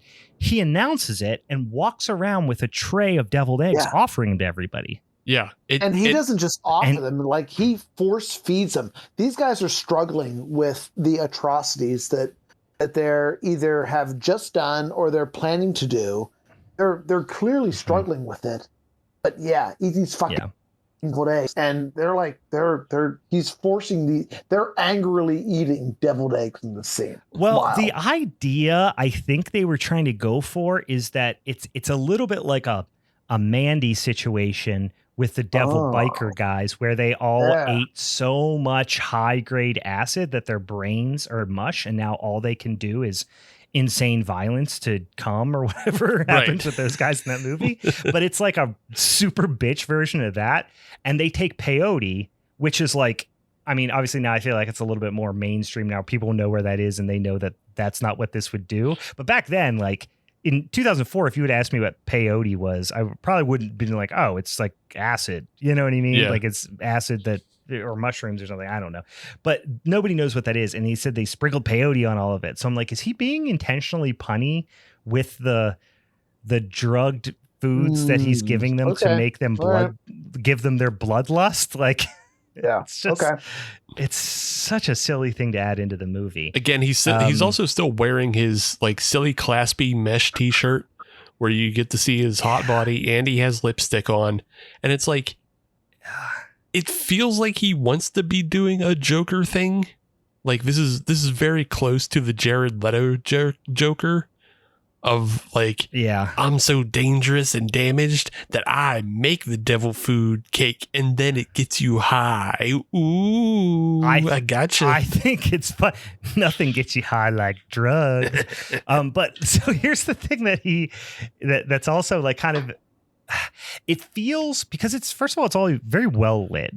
All the devil areas are very well lit in this movie. So bright. I get the feeling that it feels like that SNL sketch that had like Chris Kattan in it, and they were like the goth kids, and they kept, it was like, do you remember that sketch where they were all like the goth high school kids? Vaguely. Okay, so all right, I'll give you another analogy. It's kind of like whenever they, it's like all the theater kids, like the performing arts kids, have a party at one of the kids' parents' house. And the kids' parents like really knows they're into the devil. Yeah. And it's like, oh, the kids, they love the devil. Come on in, kids. I got snacks for you. They're all devil themed. And he's like, Mom, did you seriously make all the devil snacks? Be cool. Quit it. Yeah. Are you going to be doing some conjuring tonight, Tyler? Mom, I told you. My name's Slagathor. My name's Slagathor. Yeah. So they did a bad job of burning the body. So Jimmy is just literally fine. In fact, he actually looks better than he did before he got burned. But he's really mad at a toaster, like super mad at this toaster. They did like 2 minutes of him just like wrestling with a toaster. And he's like looking at his reflection. And he's like all freaked out by his reflection. I'm like, dude, you look better than when they set you on fire. Like your hair looks cleaner. Like you're less greasy. I don't know. There's all these weird lights under the water. Did you see that? Yeah. Like it was clearly like set piece lights under the water. They just kept them in the shot. Yeah. Oh, it was so bad. Because there's the gasoline pond that's on fire. So they have one fire that's burning. Just by default. Yeah, they have one fire that's burning, but they didn't have, I guess, enough of a gas tank reserve to have 3 fires burning. So it's 1 fire burning and 2 lights under the water. It looks so bad. And then, he sees a crow, and then the crow's like, that's rough, bud. And he's like, I know. And so at this point, This sucks. But at one point, where it was right after this, and this is like right after when he goes and like, we'll talk about sex. He literally draws on his face with a Sharpie, and Kate goes to me, "What does any of this have to do with a crow?" And I said, the spirit, it's the spirit of a crow. And she's like, "What do you mean?" And I'm like, "I don't know." Like I had no answer for her, zero answer. What do you mean? I'm like, I don't know. This movie operates purely, even though it is a standalone film, like it has nothing to do with the previous Crow sequels. No characters. Yeah, none of the same characters. It operates on the theme that you know what the Crow mythos is. So you have to have seen the first film in order for any of this part to make sense to you. And she's never seen any of them. Like I had to tell her like, "Oh, the first movie is really popular." And she was like, "What is it?" And I was like, "It's got," I told her, I was like, it's got Bruce Lee's kid in it, and he got Baldwin in it, and it was sad, and yeah, he died. And she was like, "Really?" And I was like, "Yeah." She's like, "How have I heard of this?" And then I showed her the picture. She was like, "Oh, okay." Like she had seen it, but she never watched the movie, didn't know anything about it. So she's just like, "Why would that be her thing? Any of this have to do with a crow?" And I'm like, it just does. Shut up. No idea. It's the spirit of a crow. Because then we started talking about the crow, like makes you strong, so you can fight like a crow. It's always funny when they can fight milk. Crow milk. Got crow eggs in it. It's got crow eggs in it. So it makes you fight like a crow. He shoots himself in the chest, and it just looks like he farts dust. It's funny because like the way the dust comes out of him. So then there's this thing which they never explain, but something called Raven Fest. So there's a lot of confusion. Like his girlfriend wanted to be Raven and like wanted to go to Raven Fest, and like she's a raven and he's a crow or something. It's never explained. It actually feels like they kind of bailed out of part of the story and just left little traces of it in there. So you don't know what the ravens and the crows really have to do with anything. Besides just this vague Native American lore type of thing. But at one point he literally, it might be the best part of the movie. I know I've already said that a couple times, but he goes into his little trailer and he's like, he's like throwing a little bit of temper tantrum in his trailer, just like smashing shit. And then he's like, "That does it." And he gets a Sharpie and just draws little like clown eyes on his face. I'm so mad. I'm so mad. Oh, I'm gonna pull. Yeah. And then it super emo on his face. And then he comes out and he's in full emo gear with an emo haircut. And he does this walk away like Desperado, Antonio Banderas style, walk away from something that's exploding. And it is perhaps the cringiest scene that in recent memory for me, of him switching to the emo outfit with now makeup on and the hair. And have you ever watched The Mighty Boosh? I have. Yeah, he reminds me of what's his name, the mod guy, Noel Fielding. Noel Fielding's character, whatever his name is. He reminds me of a little bit of his hair. Like that's the type of hair that he has. Yeah. And it is just like so cringy. And he just like walks out. It's like Danny Filth style almost, but like not that edgy, like more cutesy than that. It's far more cutesy because he only has like two perfectly drawn Sharpie lines on his face. Yeah. And like that, like just the fact that you could see it was by name brand Sharpie when he's drawing it on his face is so upsetting of like, why is this? Because they give you these shitty flashbacks between him and Lily that like she did it to him at one point, but there's no explanation why she did it to him. It would have been far more impactful if he did something like after the trailer burns down, he takes the ashes of the trailer and all in like the photos with his girlfriend and then like wiped it on his face. Like that Sharpie brand Sharpie. No, it was like, I'm going to draw Sharpies because she did it once. Like, ew. Yeah. Ew. It would have been cooler if after he did that, he then pulled up his sleeve and like drew one of those like S shapes on his arm. Drew a Stussy. Yeah. He has a Stussy on his chest where they took his heart out. And that's where like he used that line as like the middle of the Stussy. And he just went boop, boop, triangle, triangle, triangle, triangle. Cool yeah, we're S. talking about that 6-line S. It's the cool S. Yeah. Yep. Yeah, the 6-line cool S is called a Stussy. Oh my God. You've learned that today now. Oh, love that. Thank you. And then the Shark Tank guy's here, and he drives a hearse, and he takes his hearse. He's mad. You took my hearse. Who cares? So they go to this bad dude's bar, where a wedding's happening, and I think they mean for it to be a church, but it's clearly a bar. And the bad dudes walk in, the 4 horsemen, and they're like, they know the preacher. His name's Moses. And then they do this like big, long, drawn out thing you don't care about. They do this really slow, quick draw. Not 1 second of any of the dialogue makes sense. Like they knew him from when he was a bad guy and he's trying to corrupt them. So again, he's trying to do like Joker shit. But I do want to propose though, Brian, that it is both a bar and a chapel, because there is seating for dining.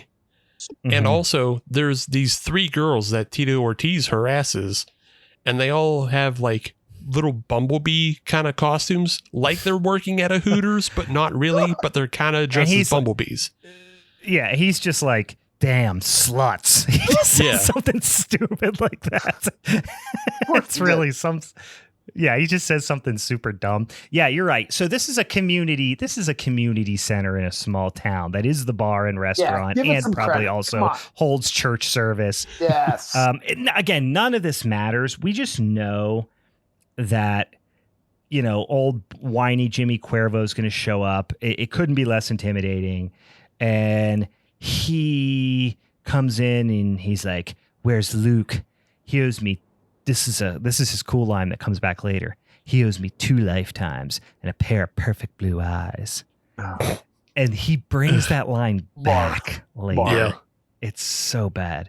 There's this anyway, all this stuff happens. Nobody gives a fuck. He goes to I think I'm getting 2 bar scenes mixed up. You're getting 2 bar scenes mixed up. Yeah. Because I'm thinking of when he goes later to the thing with Moses, but he also goes to another bar where he assumedly Pestilence is still high on peyote. I think that's what you're meant to believe.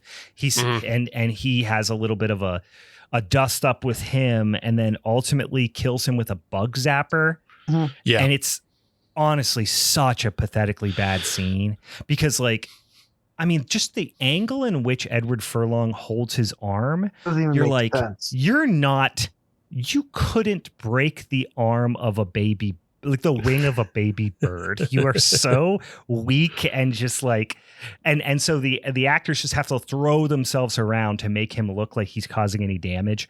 Then they go to the scene again where they break up a wedding, and they try to show after they kill everybody that Jimmy is he was a marked man because apparently he killed a guy at another wedding because he was maybe sexually assaulting a woman, or maybe not, I'm not sure, but he punched a guy too hard and he killed him. And then everyone's like, "You're a murderer," and then it turns out it was this guy's son. Is that what you guys got out? Is that what you guys got out of that? I got something different. Yeah. All right, tell us what you got. Go ahead. I got that it was prom, and so it was some guy was sexually assaulting Lily, and was it Lily? Yeah. It could have been Lily. Yeah, it was Lily. It was the Lily. Okay. Gotcha. And it's black and white and very they're doing that weird effect thing, so you can't really tell who anybody is unless they're close up. Right, yeah. But he was some some character we've never met before, and I don't even think we ever get a good look at his face, is sexually assaulting Lily, and Jimmy stops it and then punches that guy's face in. And then now we're being led to believe that guy is the son of the preacher who's getting shot now. Yes. I mean, we're all over the place, but this is all mixed up and shitty anyway in the editing. Oh, it doesn't. I just wanted to point out the guy who's driving the hearse. He's driving the hearse with Lily's body in it, and that's Damon John. And yeah, that's Shark Tank boy. This might be the only cool scene in the movie. It's just Damon John by himself listening to Gary Clark Jr. on a desert highway, driving a hearse and smoking a blunt. That's actually cool. And then Edward Furlong interrupts it, and that's bullshit. Yeah. But then while we're talking about him, the scene that I now understand why he gave him no direction, maybe because he was the executive producer. But the scene later when the cop pulls up and Shark Tank is running down the side of the road, actually down the middle of the road, and he pulls up beside him in the cop car. It's like, what are you doing out here? And he's like, motherfucker stole my hearse, blah, blah, boo, beep, boo, boo. And then the cop like slows down to a stop, and Shark Tank is doing his still doing his fake jog in place. It's like, why was he doing that? Why didn't somebody tell him to stop and look tired? Yeah. Like, it just, the whole scene is so disjointed, and nobody told this poor guy what to do. No, he's not an actor. This was his only role ever that wasn't just himself. So baffling things all around. Danny Trejo, we didn't mention, is the sheriff.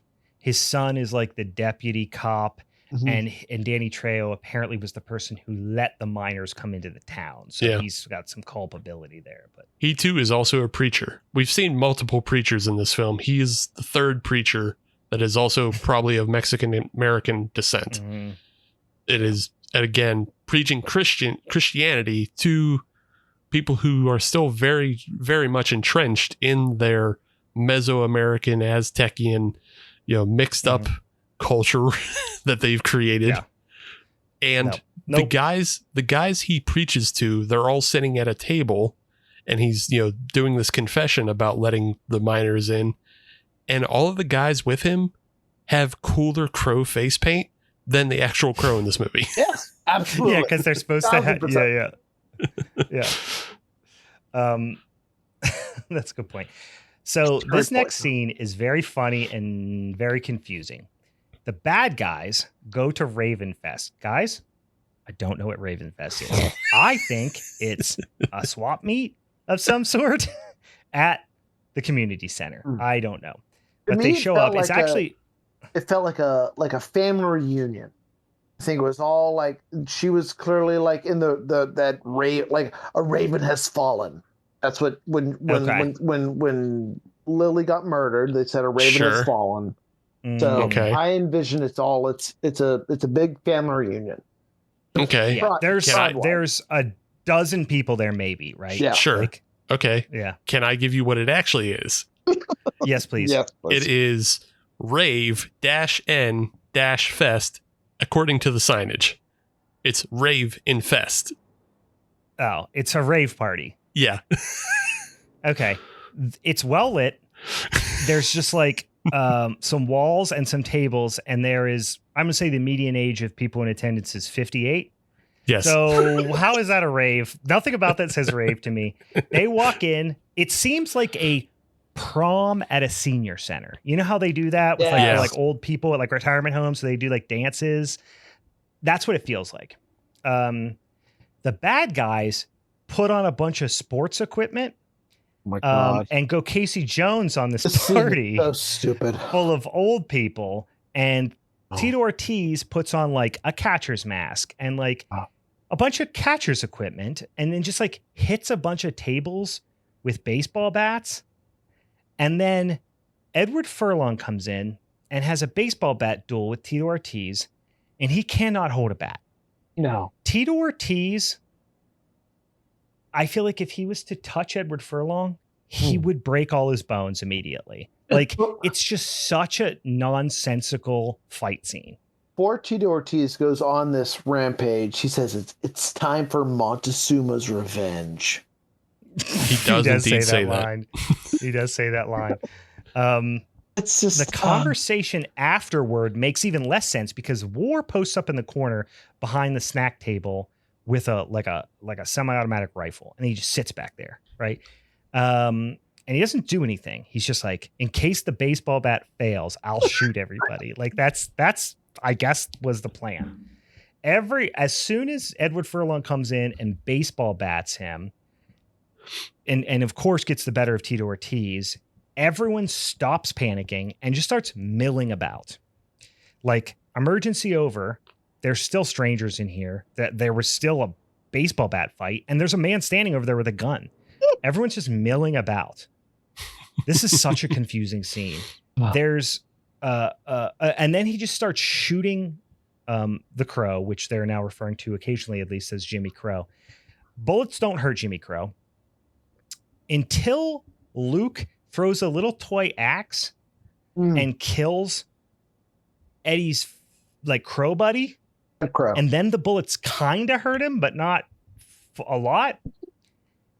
And everyone in the place gathers around into this really tight little circle so Tara Reid can crush them with like a moderately sized paper mache crow from the ceiling with a magic spell. Guys, this all happens in the movie. Like, it is exactly as confusing as I'm saying. And then they're all under a blanket because a blanket falls down that's above the crow, and the gun War starts shooting everybody just like fish in a barrel under the blanket. Yeah. And then a little kid comes out. Yeah, and War's like, maybe I don't want to kill a little kid. And then he's like, but then Luke's like, kill the kid. One more little and then, Indian child, he says. Yeah. And then Jimmy Crow pops up and is like, and pulls him under the blanket, plays the blanket game on War.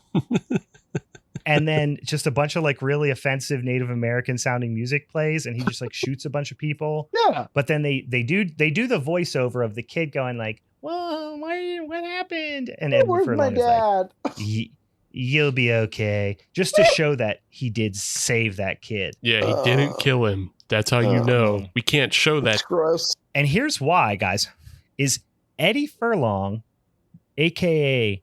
Jimmy Cuervo, a.k.a. Jimmy Crow, a.k.a. the Crow, he doesn't do anything in this whole movie. No. He doesn't do anything. He doesn't, besides like accidentally killing people, aside from the guy that he killed with a bug zapper, he does very little in this movie as a hero. He is technically in this movie at this point invincible, but just keeps getting beat up over and over and over again. He's a crash test dummy. Yeah. That's really what he is at best. He just keeps coming back. And that's what would happen if you were a pussy and invincible. Like if anybody who's currently a pussy becomes invincible, there's still going to be a pussy who can't fight. So you'll go out into the streets and you'll try to fight Tito Ortiz, and then he'll punch you until you stop getting up, and then you'll go, damn, that sucks because I'm invincible, but he'll get tired eventually. Yeah, it's basically the same as like when Homer Simpson gets into boxing. Exactly. Yeah. And he just lets people punch him in his thick skull until they gas out and pass out. So he does this bit a couple times, our buddy Jimmy Cuervo, where somebody's going to kill him and his superpower is being really emo. He goes, I want to die. I want to, like, it's like he's so edgy. I'm dead. I want to die. I can't die. Thanks for bringing it up. It's super triggering for me. And he's like, I want to die. Do it, please. I seriously do, bro. He just keeps telling everybody how much he wants to die. And it's so whiny, and he's such a little turd bitch. And threatening to kill the crow without being able to kill the crow is ableist. It is. That's fucked up of him. again, I keep saying my favorite part, but this has got to be it, right? I'm gonna say a sentence to you. Yeah. It might be a run-on sentence. I know what it's going to be. I already know. Okay, so the gang, meaning Snap Crackle Pop, Luke Cage, aka Luke Crash, aka Satan, aka Johnny Crash, whatever his fucking name is. They go to, and Tara Reid, of course, his blushing bride to be. They go to an extremely well lit satanic strip club run by a guy named El Nino, which we all know translates to the Nino. He's played by Dennis Hopper. I couldn't believe that. I couldn't believe it. I was aghast. It was the best. He's a satanic pimp who calls people shorty and crackerjack and homie and has a satanic horde that is Macy Gray. Yeah. I want to say goodbye and I choke. That Macy Gray. That Macy Gray. I have so many questions within this scene and about like how this scene, like these aren't questions you guys can answer. It's just questions of like, how did this all come about? Because I will try so hard, but I know I don't have the answers.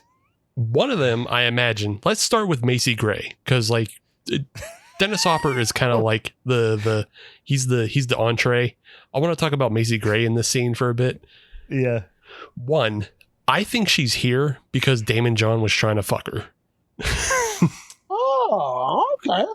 I think he's trying to fuck her, but also Macy Gray is drunk as shit, like visibly drunk on camera in this because I've watched it twice just for her. I've watched it twice for her. She's under the influence of something. Yes. When she's holding the guns and she's just like, well, I gotta keep doing this thing.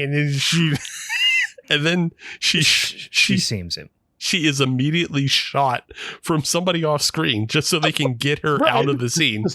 Like just to get her out of the movie because she is a full on like cartoon cat. Yeah. Screen. Yeah. A hiccuping cartoon drunk cat. Yes, I couldn't believe it. Took me a second and then I heard her voice. She has a very distinct voice, like speaking voice. Right. And then I was like, oh my God, is that Macy Gray? There's so many just like early 2000s celebrities in this. So the Dennis Hopper character is the most baffling thing, obviously.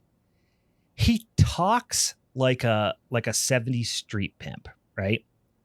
But he sounds like the tone of his voice, his inflections for the most part, and just the way he looks and dresses is like a CEO of an investment firm that just has like fur fringes on his jacket. Otherwise, he has like a suit, like just a pretty straight laced kind of suit, regular hair, a weird little goatee that is dyed a different color than his hair.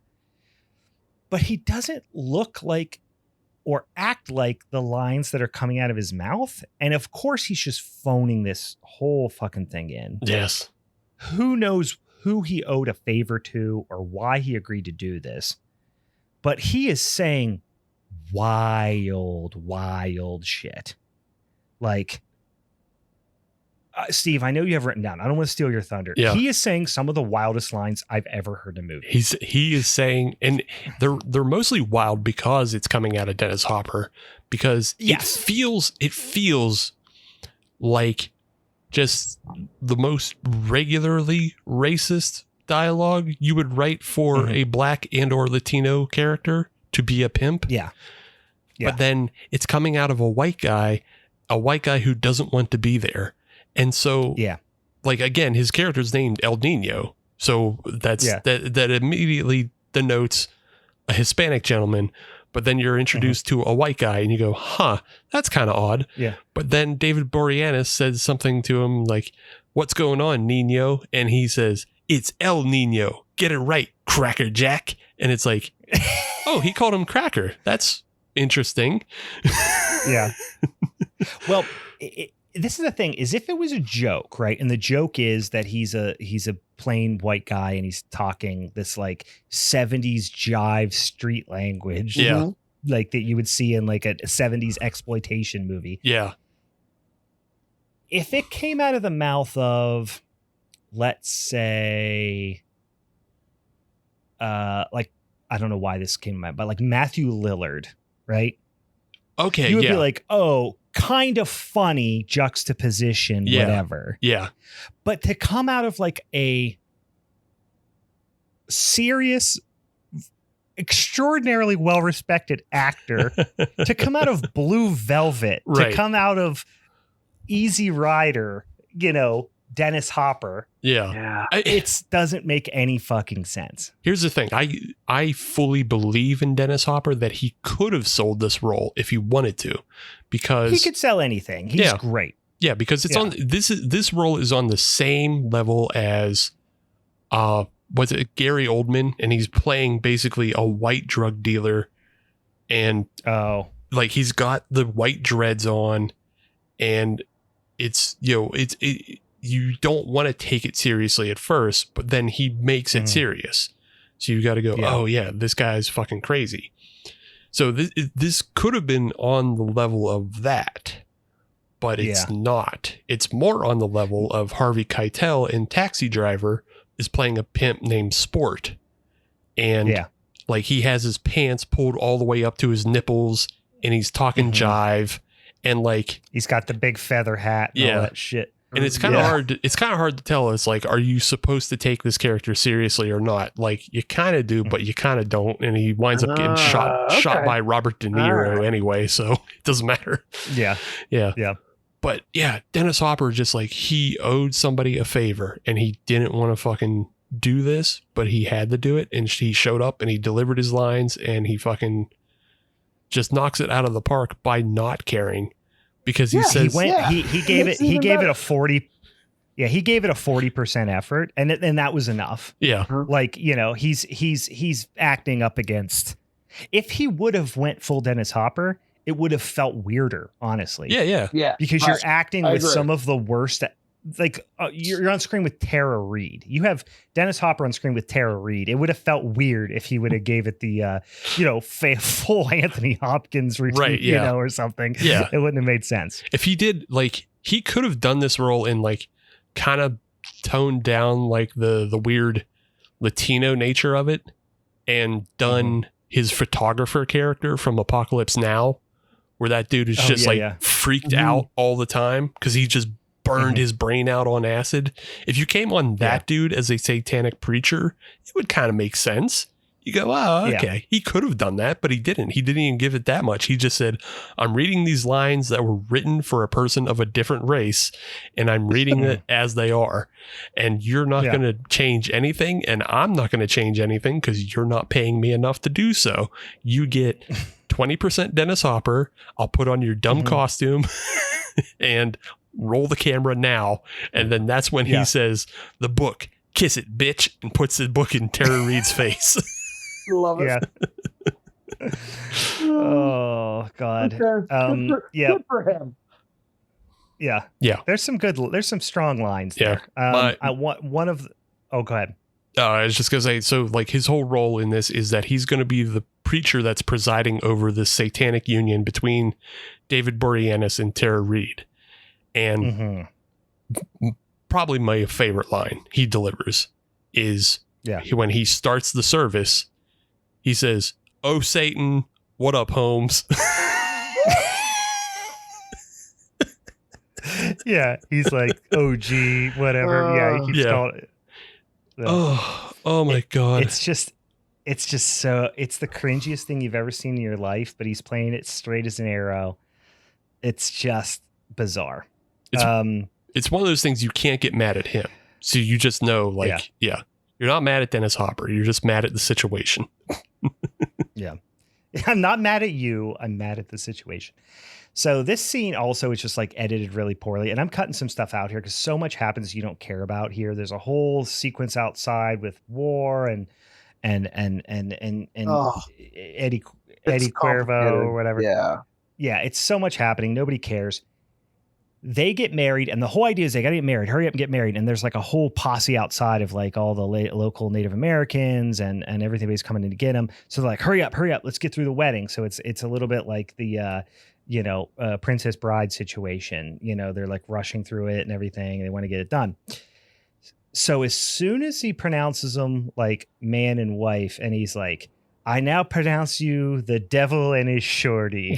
Oh, He's saying, it was written shoddy. Yeah. But he's saying shorty. Yeah. Yeah, that's the other thing. Anything that was supposed to be slang, he is not pronouncing it under slang. He's pronouncing it just as written as like, a white person would. He keeps calling her shorty. Tara Reid immediately stabs Luke Crash as soon as they're married. And I was like, wait, so is this now? So she's going to be the devil, I guess. Like they make it seem like she just double crossed him. Right. But apparently she didn't. No, that was all part of the plan. Because like 2 seconds later, you're like, oh, double crossed him. And even Dennis Hopper's like, oh, dang, shorty, I can't believe you done did that, or whatever he says. And then he just hops back up and kisses her a second later. And the whole scene is edited so poorly and nothing is explained. So as the viewer, you were just lost about what the fuck is actually happening. So then he does become the devil. And then you're like, why did she stab him? Apparently that was part of the ritual, but like, it wasn't mentioned. And my thought was that they accidentally like killed the virgin too soon. There's a whole thing with the Shark Tank guy being a virgin. It doesn't matter. It doesn't matter. Yeah. I forgot about that. Now we get the worst fight scene of all time. And David Boreanaz goes like, do you really want to fucking dance? He has these like swinging little weapon things. And apparently like they do this little fight and then he like whips David again. Jimmy Cuervo gets his ass kicked in 5 seconds like he always does. What else? And then they hang him up on the altar. Yeah. Then they hang him up on the altar. And then El Nino apparently used to be Tara Reid's pimp. So she's mad about that. And then she kills him. Mm-hmm.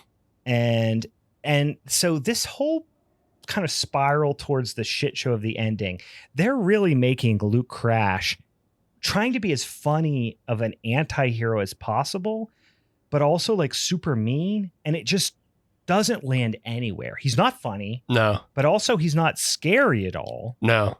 So you don't know what to think about him. Nothing lands with this character. Like he's supposed to be taking on like a different personage at this point because he's supposed to be possessed by the devil, and he plays it more as like an 8 compared to the 6 that he's been giving us the rest of the film.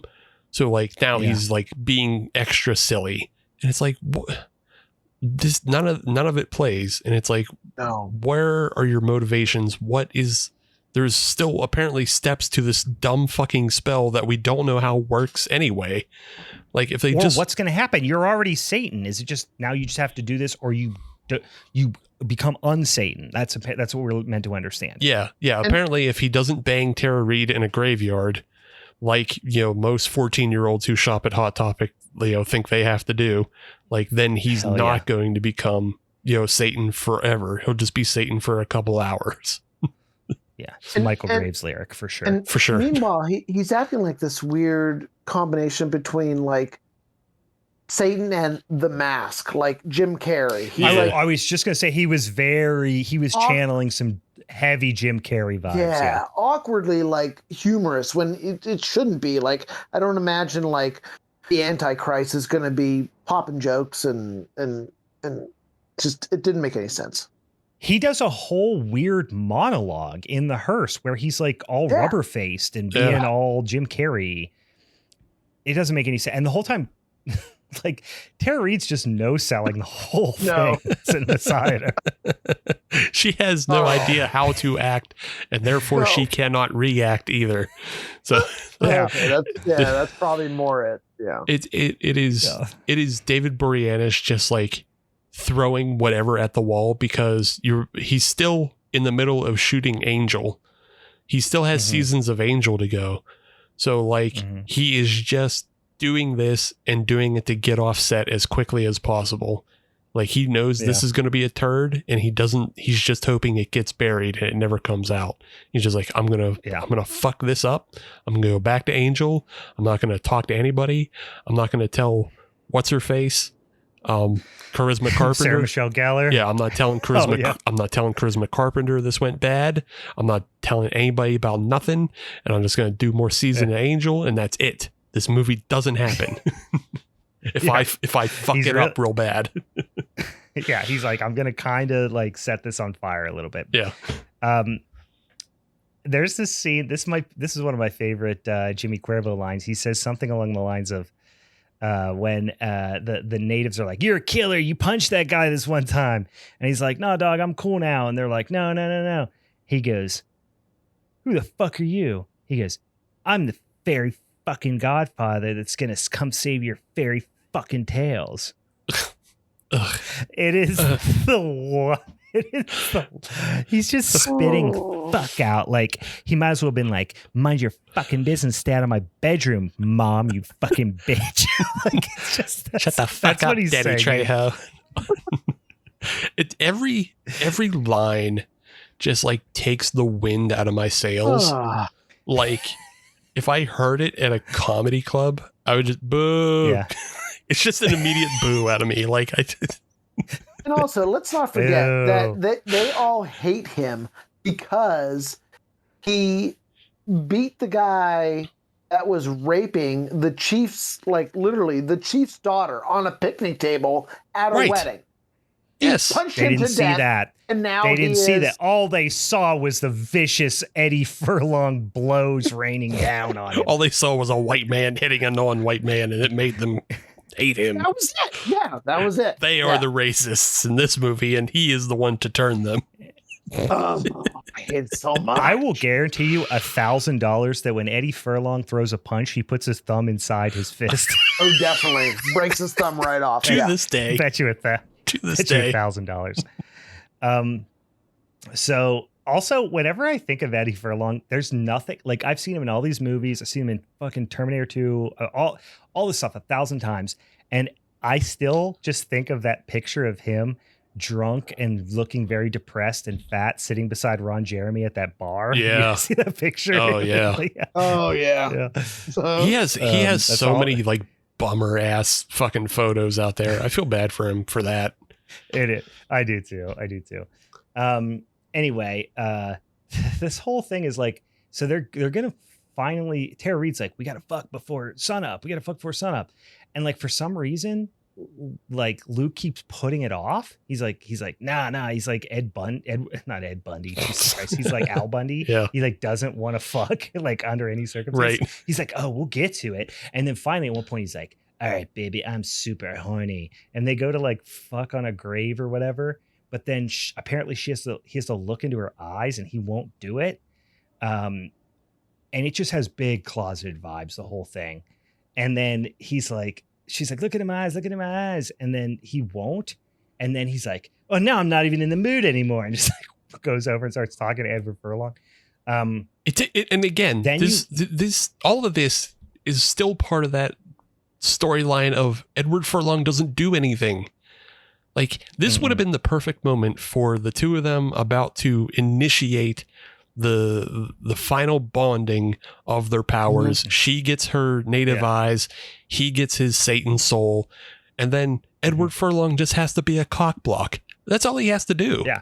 But no, it's Lucifer just like, I don't do eye contact, babe. I look at the ground when I fuck. Don't look at me. Yeah, he would. Don't look at me.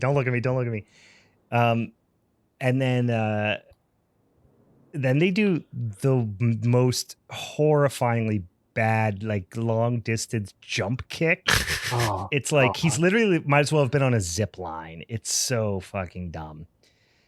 Tara Reid at this point, you see her in the back of a couple of these fight scenes. She is checked out at this point. She's just standing there. Like she might as well have been on her phone. Like it was so bad. And then one of the dumbest lines I've ever heard. Again, this one just stuck in my mind is how stupid it was. It's Luke goes, "You're a hiccup, man. Yeah.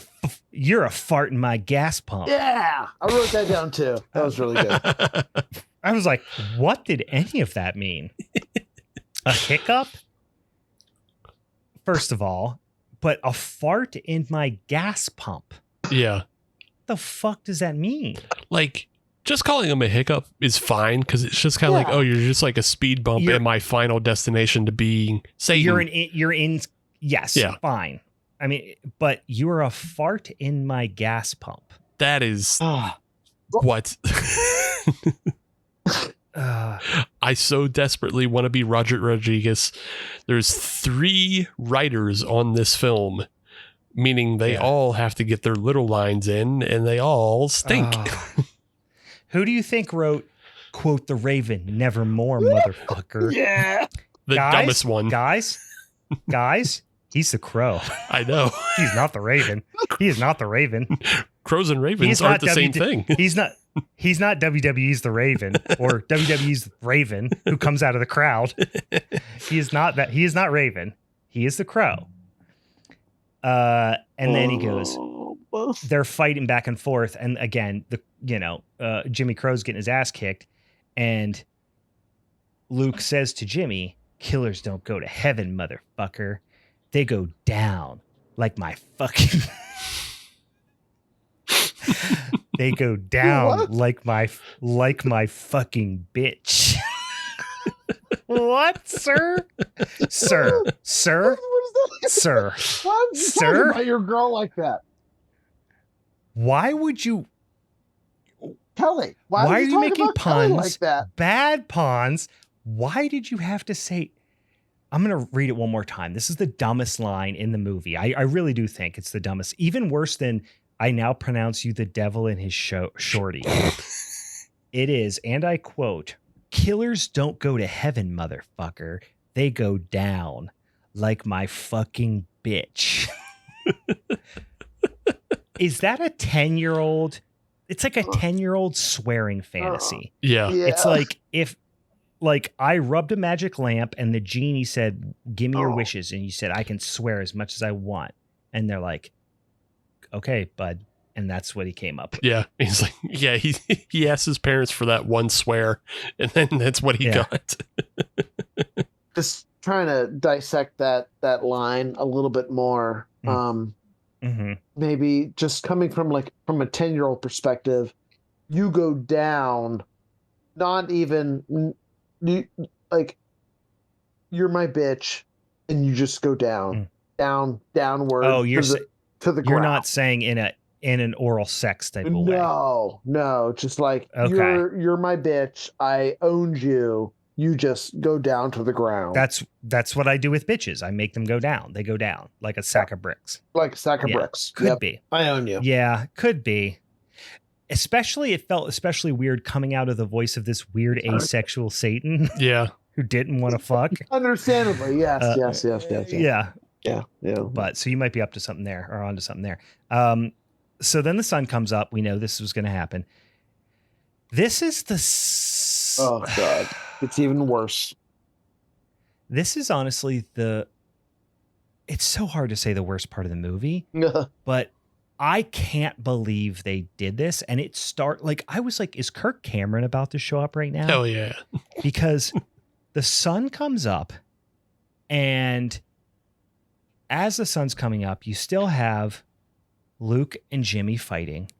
Tara Reid runs away and gets in a car. Jeez. And as she sees the sun come up, she literally does that thing that those shitty kids that you went to school with would say, where it was like, when they were like, they would like give you a hard time for like using the Lord's name in vain. Like I remember a very distinct example of this with this girl in middle school.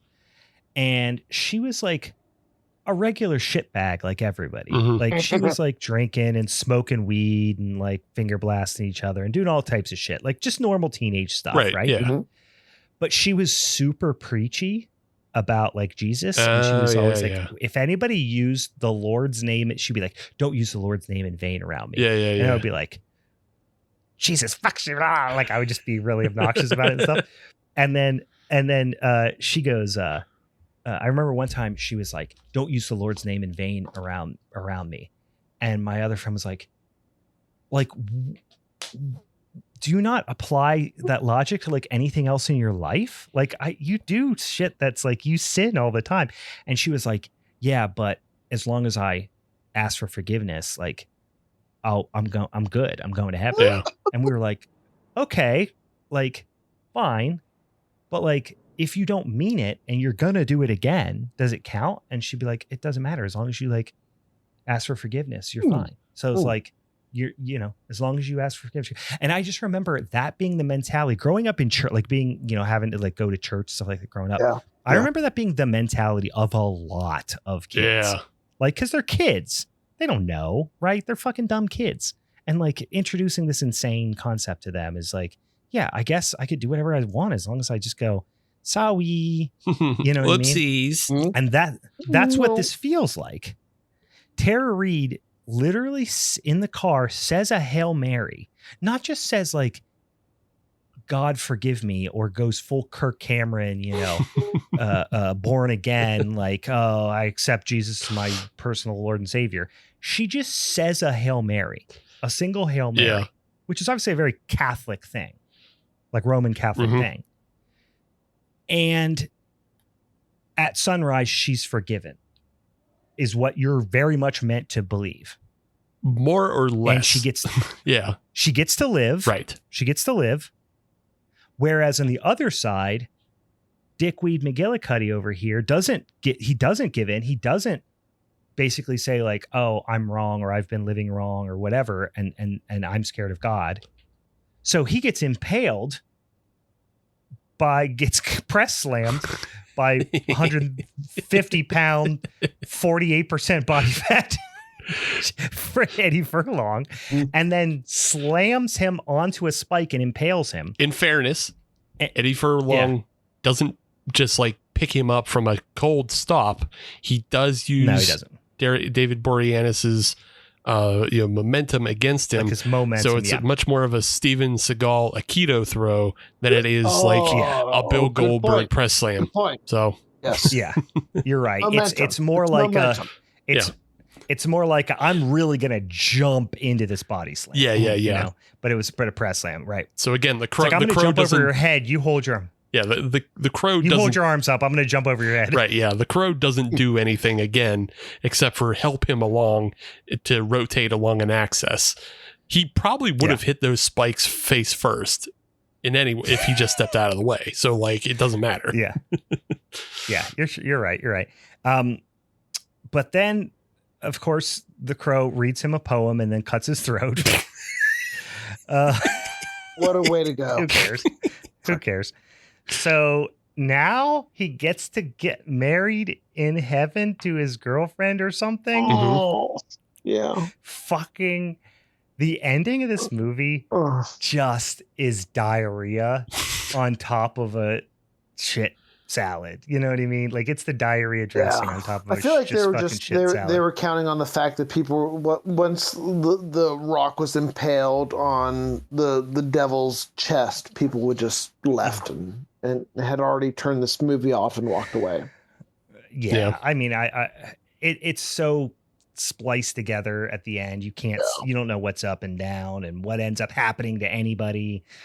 And then the song during the credits is like, honestly, I sat and listened to it for a good 90 seconds. Oh, it sounds like a joke. Yeah. Like it sounds like a fucking Tim and Eric sketch or something. It is this like acoustic song at the end. I'm gonna play it again when we're done with this podcast. I want to listen to it. I'm listen to it. I didn't give it enough credit. It sounds like a joke. It honestly sounds like somebody is fucking with the viewer. Yeah. I mean, I don't think it is, but like if somebody said like that was a joke song that somebody wrote for this, I'd be like, all right, that's very believable. And like I think I sat around for some of the credits just like trying to figure out whose fault this was. And I think watching some of the music credits, there's just a band called the Gunslingers, and they just like put in a bunch of songs to this movie. So they're just like, I wonder if that's like how like Newfound Glory didn't want to be in Night of the Chicken Dead or whatever. What's that Troma movie? oh, Poltergeist. Poltergeist, yeah, where he's like, so their credit is like Calamari Safari or something like that. Something like that. Yeah. Yeah, so yeah, there's 4 songs by the Gunslingers, and I believe this last song you're talking about is called, just for anybody who wants to listen to it and maybe try to find it on YouTube without watching this movie, I believe it's called Alive in Your Memories, performed by Evelina Christopherson. That's a made-up name. Yeah. I think the Gunslingers is actually Tal Bachman. Just that's his version of Calamari Safari. You wish, because it's actually a band featuring Lance Mungia on vocals. Oh my God, it's the fucking director's band. No. This guy sucks. Yes. That's just it. This guy sucks. So, okay, hold on. Yeah, it gets deeper. So I'm putting things together. So I just said that Alive in Your Memories is performed by Evelina Christopherson, but all of the songs are written by Jamie Christopherson. No, Christopherson. So who is it? I was thinking you were going to say it was related to Chris Christopherson. No. Evelina Christopherson and Jamie Christopherson are probably related. Yeah. So Jamie Christopherson wrote this song for like his wife or girlfriend or sister to perform at the end. That sounds or a like girl that doesn't know he existed in his art class. Yeah. Or a girl who is scared of him. Yeah. And then the director performed all the other songs written by this guy. Hell yeah. This movie is this movie's a shame. Yeah. It's just it's a shame. It was a punishment movie, as it should be, and we are pained accordingly. It was perfect. Yeah. And to that point, Ben, it didn't have to be this way, because I had last month made Brian watch Fish Piss, which means I got the mean movie out of the way, which means I was probably going to pick a nice movie if I won. And I was in such a good mood last showdown because I thought I had picked the perfect movie. It was so stupid silly, and I was so hyped on it. I was in such a good mood, and if I won, I was like, yeah, you guys, and I made you guys watch Killer Clown, so let's watch something fun like Death Race 2000 or some shit like that. But no, Ben, no, you had to be like, I don't get bad movies, so I gotta get other bad movies. I don't get the one that's truly amazing, so I'm gonna pick Tiny Tim. Boop-a-doo. And it's like, fuck you, Ben. That's a perfect Ben impression. I know. Really? And I just want to say, Brian, if I win next month, I'm not gonna punish you for what Ben's bad mood put me in. But the next time Ben's on, I'm gonna make you do something bad. I'm gonna either make you vote against Bigfoot, or I'm gonna make you watch something absolutely just dog shit. I'm like, you're in trouble. He's gonna make you watch Fish Piss, which he already made me watch. I might make you watch Fish Piss just to tell me if it's bad or not. At least it's short. This movie was like an hour 40. Yeah. This was a long runtime. Okay, guys, that was The Crow. But let's talk about how mad Steve is. Oh my God. Oh yeah. Well, listen. I don't know if I want to come back on. This is he's going to lure you into a false sense of security. He will. You're going to forget all about do you that. Want to come on and talk about horny for horror? Yeah, absolutely, I do. Yeah. What I'm going to do? Close your ears, Ben. Your earmuffs, Ben. What I'm going to do, Brian, is I'm going to get on the main Halloween Instagram, and I'm going to message him, and I'm going to say, Steve's on vacation. Can you come on and fill in for Steve? Tricky. Ben's watching us smiling right now. All right, Ben, you're good. You can put your headphones back on. Okay. All right.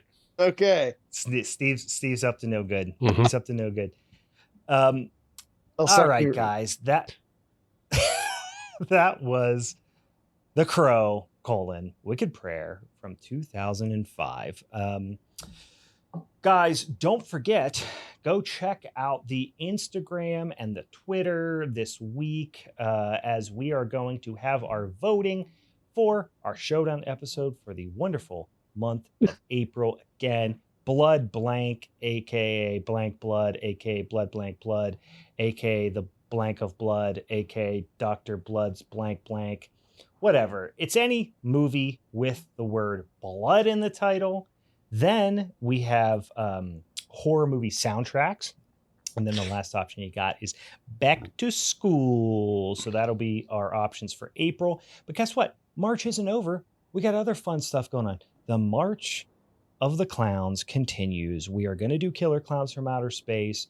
We are going to do something else clown related. We're going to keep our clown topics flowing for the beautiful month of March. Ben, thanks as always to our good friend Bigfoot Ben, aka, I realized this earlier, I forgot to mention, should have been Big Top Ben. Bigfoot Ben, Big Top Ben. Yeah. Ooh, Big Top Ben. I like that. Yeah, that sounds really Big good. Top Ben. Mm-hmm. Big Top Ben. We should have went with that the entire time. Yeah, our good friend Big Top Ben helping us out with clown business this month. We appreciate you, buddy. And what else, Steve? Anything else we should call out? No, just go on the Patreon, get that extra podcast, and make that extra vote on Patreon. Do all those fun things. Vote it. The last episode of Family is Forever was really fun. We got 2 more left, and then we're doing something else fucking weird. I don't know what it is yet. So, yeah, weird. All right, boys and ghouls, for the Halloween is Forever crew, I'm Brian. And it's me, the original gangster, Mr. OG, giving wicked ass props to all my homeboys. Guys, that's a real line. Dennis Hopper said it. Yeah. Oh, that was really good. Yeah.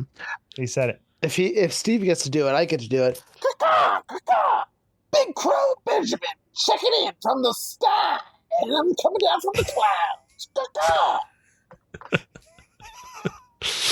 Get some blown out audio. You just blew the mic out. You're welcome, Steve. Well, we'll see if I can salvage that from your end. Yeah, you probably won't. I tried to back up, but probably wasn't far enough. All right, boys and ghouls, we'll see you next time. Bye-bye. Bye-bye. See ya.